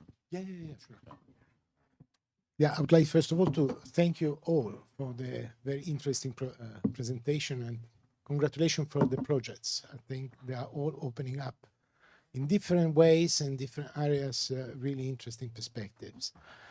Now, what we would like to conclude this event is with an open discussion. We are a small group, so I think perhaps it's a moment also to exchange ideas and to see what type of takeaways we can actually have from your presentation, from your experience, focusing on the idea that AI may be the next frontier for challenges around disinformation.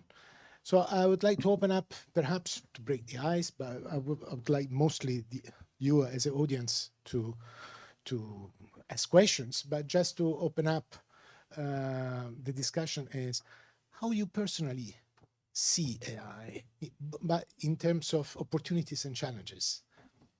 What are, in your view, the most important points that we should keep in mind? I mean, when I say we, I think in terms of EMIF and its actions in the future, no?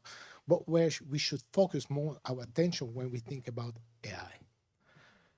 Challenges, opportunity means what we should support and what we should design as a threat in order to avoid that AI becomes a real societal issue in the next coming years. So the floor is yours. I don't know, there is no specific orders, and I would like you to pick up the floor as you feel it.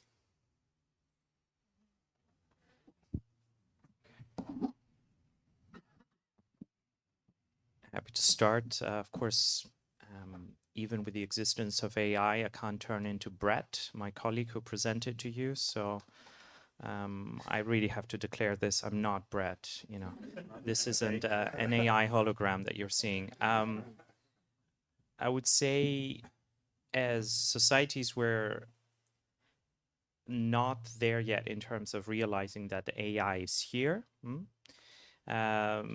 Maybe an informed crowd here in Brussels knows a lot about it. Of course, the stakeholders know a lot about it, but I wouldn't say that on an at an average citizen level, this is something that has sunk in yet.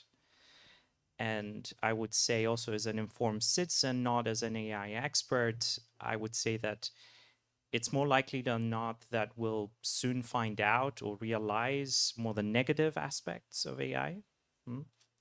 And what is missing from the public discussion for it not to be as lopsided as it soon will be, is any sort of meaningful discussions about the positive, the potential aspect of it. On the threat side, I would say that the most urgent is when AI will be combined with human intelligence, and these actors will become much better at harnessing what AI offers. And I think the most urgent aspect, if we're all Democrats in the room, and I think we all are, is the impact it will have on elections, on those critical points in our democratic processes that decide a lot. But I think we need to be having a discussion about what AI can offer on the positive side, you know. And that discussion will also create the necessary space in our societies to understand that AI is not inherently bad, inherently good.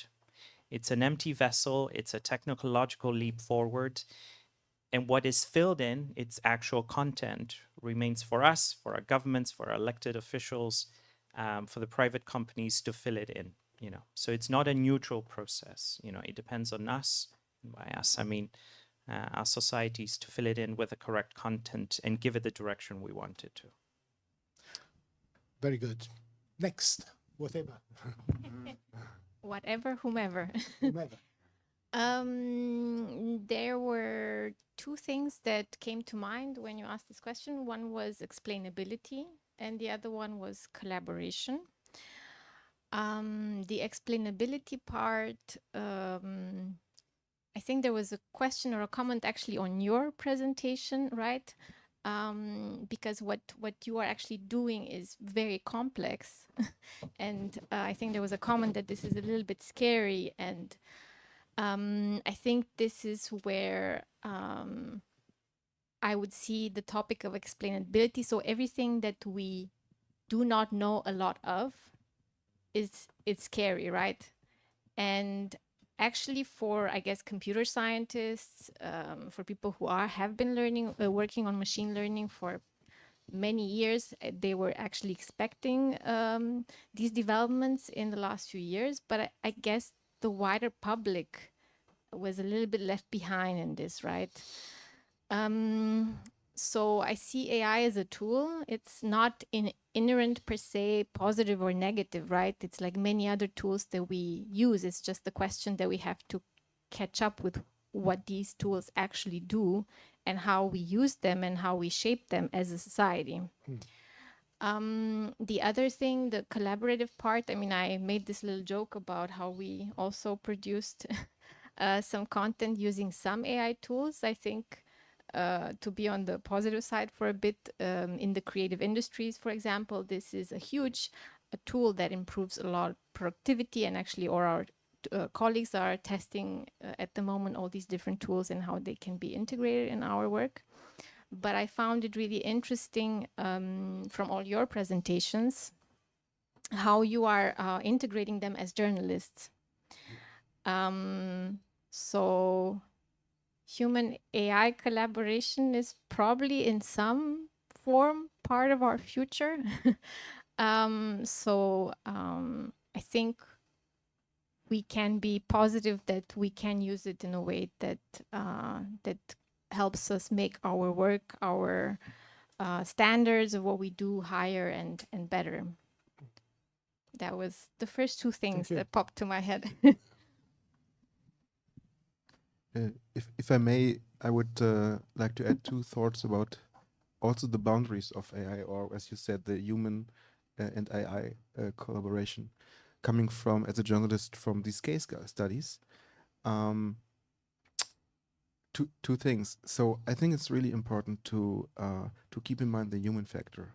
So, for example, in our case studies, we went out, talked to the people behind these threats, and this was interesting for us because we could find out stuff we would never find out if we didn't meet them in real life.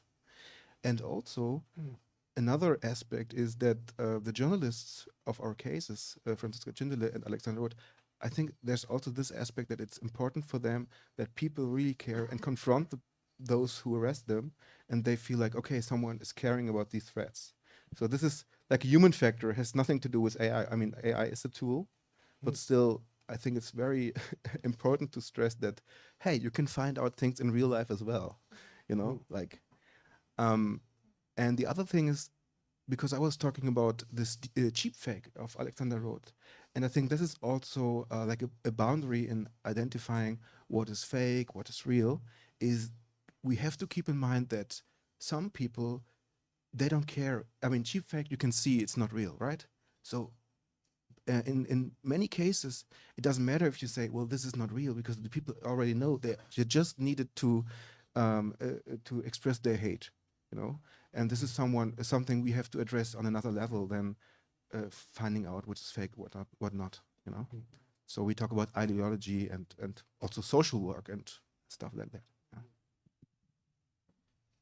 So positive side, a discussion about positive side, explainability, human factor. You want to add something? Well, and unfortunately, I'm not going to be very positive because for many years, since I've been working in IPI, we've been focusing on how technology is being used to threaten, to intimidate, and disinform. I think that generally speaking, AI, of course, it will be like a technology that will need to harness and will need to shape, and when good actors are using it, and the purpose of it is good, I'm sure that it has a huge potential. The problem is that I have the feeling that we are late as, I think, as a society, even as human beings, because now, as we stand right now, or as we stood in January, we didn't even have the capacity to process all the fake news, and disinformation that was out there. I'm not even talking as an expert or an audience full of experts. I'm just talking about everyone else, the bigger part of the population. And I think that we lost the battle already with many people in the fringes of our society, because what we've observed in these conspiracy theories narratives is that they give a purpose to all those people who consider themselves in the fringes. So when you give someone a purpose, then here I'm quoting a little bit Viktor Frankl, then you literally, there's no way you can turn someone's, ideas, spin their brain, and suddenly within 2 or 3 weeks decide to become someone else and support other values and other ideas. So that on the negative side, unfortunately, I have the feeling that artificial intelligence in the hands of those who have the resources to harness it, and unfortunately those who have the resources to harness and to make the most of it, I don't know if it's in their interest to act the well-being of our society. And that's it, I think. Since the beginning of this adventure, which started actually in 2017, this information became a topic for policymakers and for the larger community. There was, I think, an underlying awareness that we are trying to avoid. We cannot actually reconvert the converted, that's for sure. But we can actually work on the middle ground, on those who are in a gray zone. And there is where the journalists have their role really still to play. So, Francesca, that is for you. Well, I think now I have the feeling I'm speaking more as a citizen than as a journalist, because, as I said before, I work in the projects team. But what I can add by like the experience of observing journalists doing their daily work is that the best thing that we can do to navigate this the world of artificial intelligence is probably collaborating with other experts and gathering policymakers, gathering NGOs tackling disinformation, gathering fact checkers, anybody who can add their perspective on the issue. And this is probably the only way in which this challenge doesn't feel too daunting, because it's just it progresses very fast, and we are still building the tools to be able to own it, and that's maybe the way that even media outlets should proceed. So always hearing A the good point. perspectives of Actually, EMIF as well as ETMO, by the way, are multidisciplinary by nature. That is their mission, I mean, to stimulate this multidisciplinarity. But too much for me. I would like to see from the audience. Bridge between policy making and software. I don't know if you heard the previous part, but yeah, talking about the link between the work you do, guys, on your project and the impact you have, and the bridge we want to build between this and the policy making level, especially at the European level, since we're here. Do you think that talking of good uses of AI, these good uses that you unveiled can trigger a regulatory action? And have you thought of that as a way to scale up the work you do? Have you already taken any steps toward this? Is it like your interest ultimately?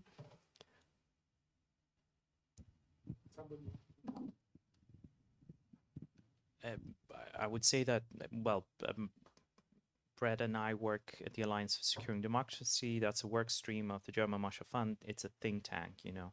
So these exercises with the generous support of like-minded organizations are not done in vain or in vacuum, right? You always have the policymaker field in mind, because ultimately you want to help inform the discussion, educate, if I may use the word, the decision makers, and shift the policy direction to a level. I think all of the presentations were mostly about the negative uses of AI, right?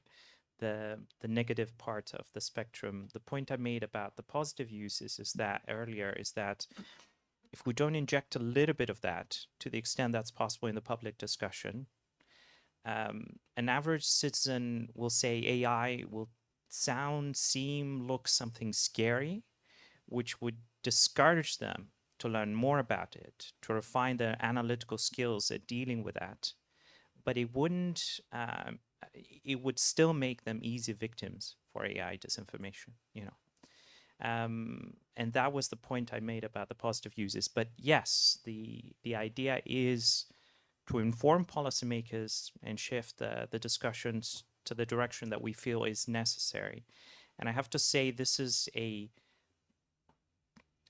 the public recognition of what AI is and what it does through the spectacular example of ChatGPT and how it entered our lives has been meteoric.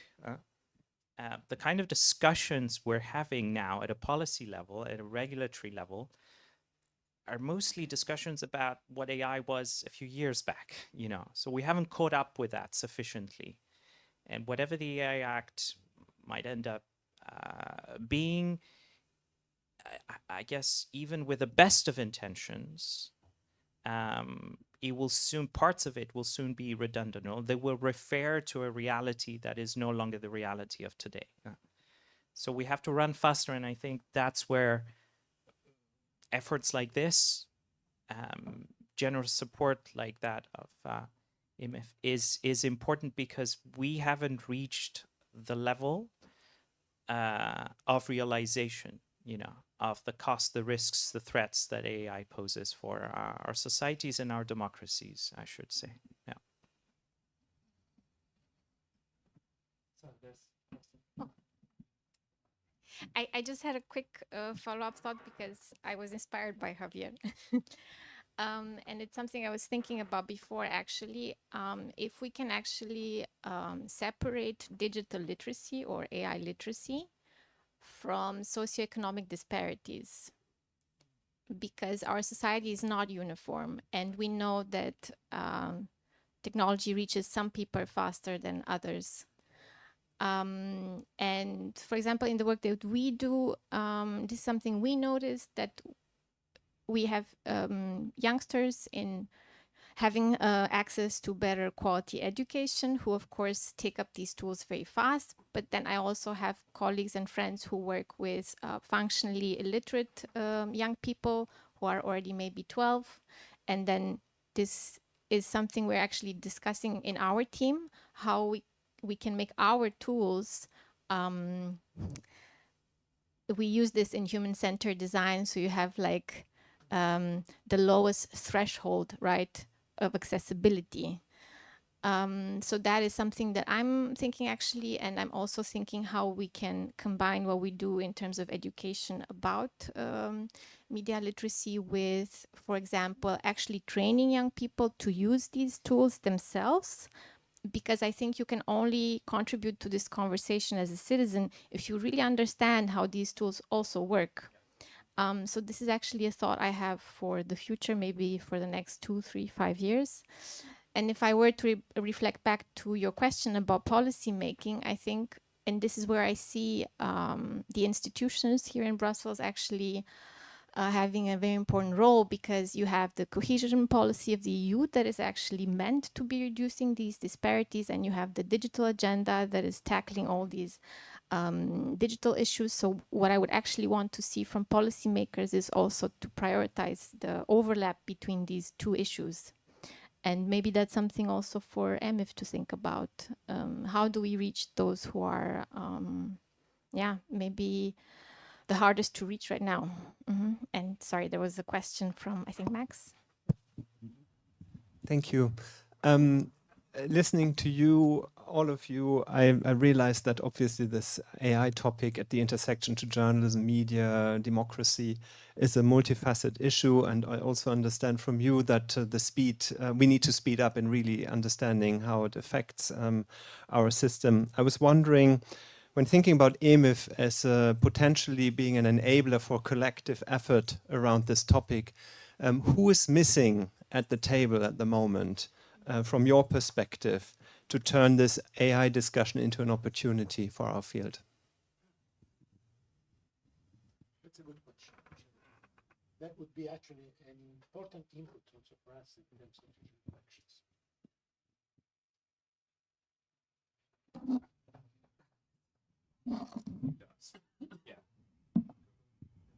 Well, I think if we're talking about in terms of who is sitting here, definitely, I think that the platforms are the technological giants are one of them, of course, and yeah, basically, as part of, I know that there's this the DSA has in mind, to put some regulation, monitoring, supervision, etc. But yeah, I would say that they have a role to play, and that's when I was also referring before about not being sure whether the well-being and the values and the democratic values are, or the survival of the democratic values are part of their at the core of their interest to do so. But yes, I would say that they have an important role to play. Yeah.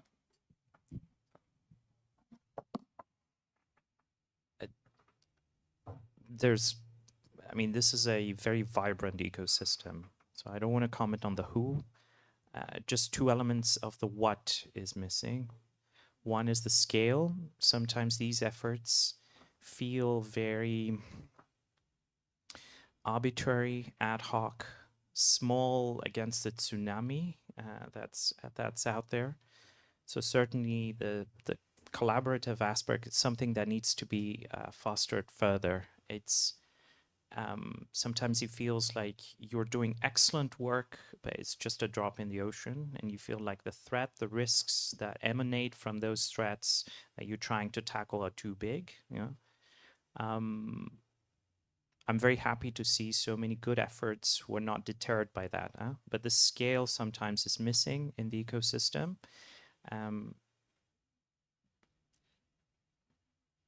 I would also say, and that I don't say as an Alliance for Securing Democracy, more as a concerned citizen, sometimes what I feel is missing is the calling out the bad actors. We discuss processes, we discuss specifics, we try and understand the problem. There is a vibrant community of people who really we're extremely refined in sort of showcasing what is wrong in a particular situation. I'm not sure I see more on the political side the willingness to use to recognize this growing refinement in terms of our knowledge around these issues and use that to call out the bad actors.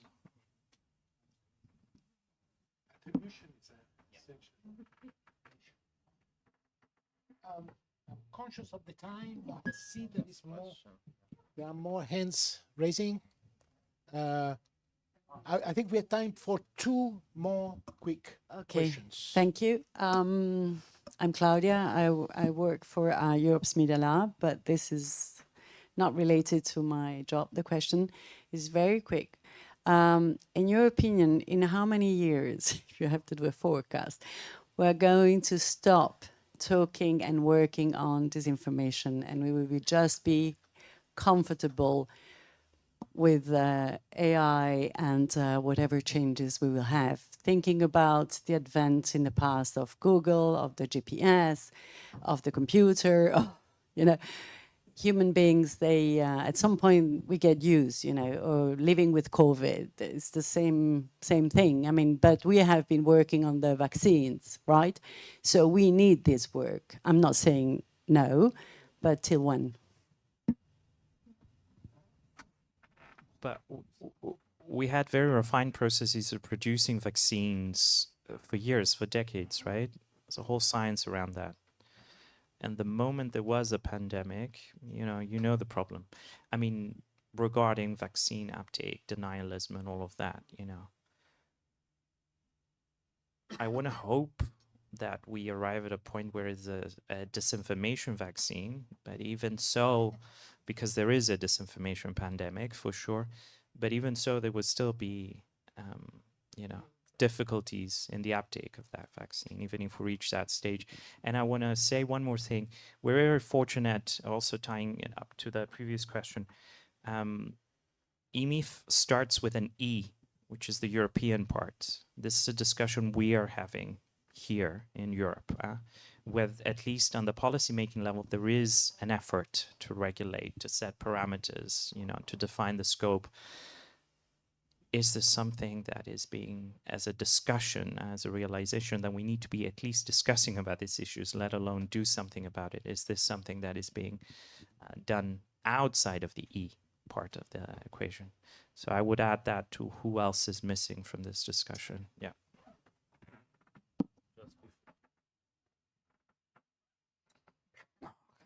Okay, just before we go to the next speaker, I have 2 points to make on that.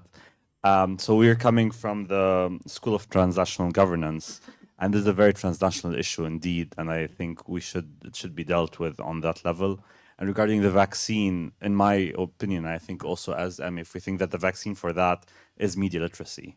And with such projects and such initiatives, I think it hopefully in years to come, media literacy gets better, people get to know, or children learn how to avoid these things. We have, I think, a last question. Thanks very much. I mean, it's a bit of an obvious question in many ways, but it's not been asked. And we were talking about absent actors or bad actors or actors who actually are in a position to cut to the chase and actually make a difference, and that's Google, who are also funding all of this work. So the simple question to you is, what is Google not doing that it should be doing, apart from putting 25 million euros into this project?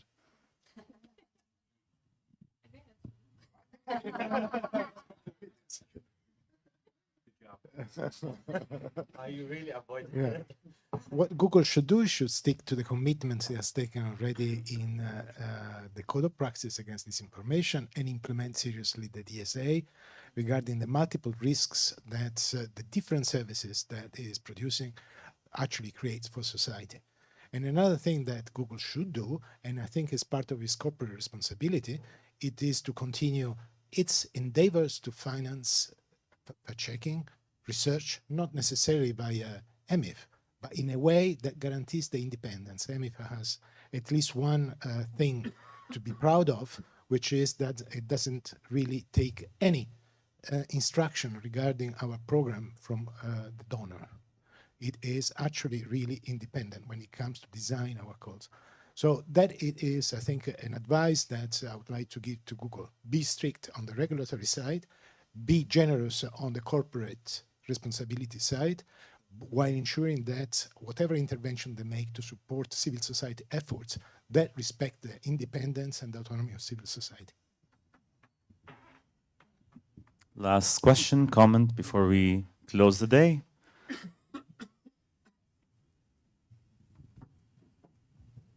Thank you. Yeah, this is coming from somebody who's been working on disinformation also for his PhD. It's really easy to constantly, in a field that's developing as quickly as this one, with new technology, constantly prompting new means for disinformation, especially now with the AI, to try to follow the latest trends constantly. How do you feel this within your own projects?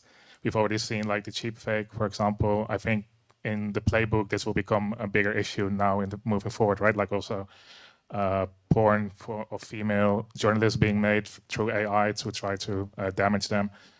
In that sense, do you think that maybe, how do you deal with these new emerging trends in your project? Do you really feel pressure to try to pursue every new trend?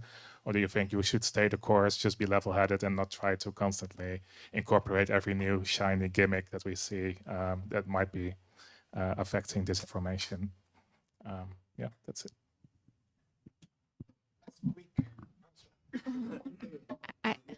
I don't think it's about gimmicks or not, but and to respond to the previous question, I think democracy is a work in progress. So our work is a constant work in progress. And that's a super short answer. I just wanted to add. Basically, I think that one of the approaches is to look for patterns, and then to identify similarities, at least in these tactics and techniques. Then which vectors, what kind of content and material do they use, and the technology and so on. It all goes back to a specific narrative or a specific agenda, or behind that. So if we identify what are these common narratives, what are these common agendas, and so on, at least it can help us to point us to the direction of identifying new elements. And to answer directly your question, this is what we're trying to do. That's why also we selected like 4 different countries to be able to expose all these commonalities. So yeah, I think it's identifying patterns and then be able to collect information on how these patterns evolve with the time, as we also adapt new technologies, like for example CMS, like keyboards and so on. We give time to the good guys as well to catch up and to incorporate all these technologies that help all of us basically to do that. So yeah. One last word. I think Brad alluded to it, or actually said so quite clearly. I think 2 elements. One, the project that we started keeps getting better as it goes. So what is needed is an approach that you got to keep your eyes open. If you build a more refined methodology, that will allow you to dig deeper. And then the second thing is, again, I agree. Instead of a whack-a-mole sort of approach, you need to find those commonalities, in order also to go wider, not just deeper. So with those 2, I think the project will do justice to what the initial intention was, and perhaps surpass that. That would be the beauty of it.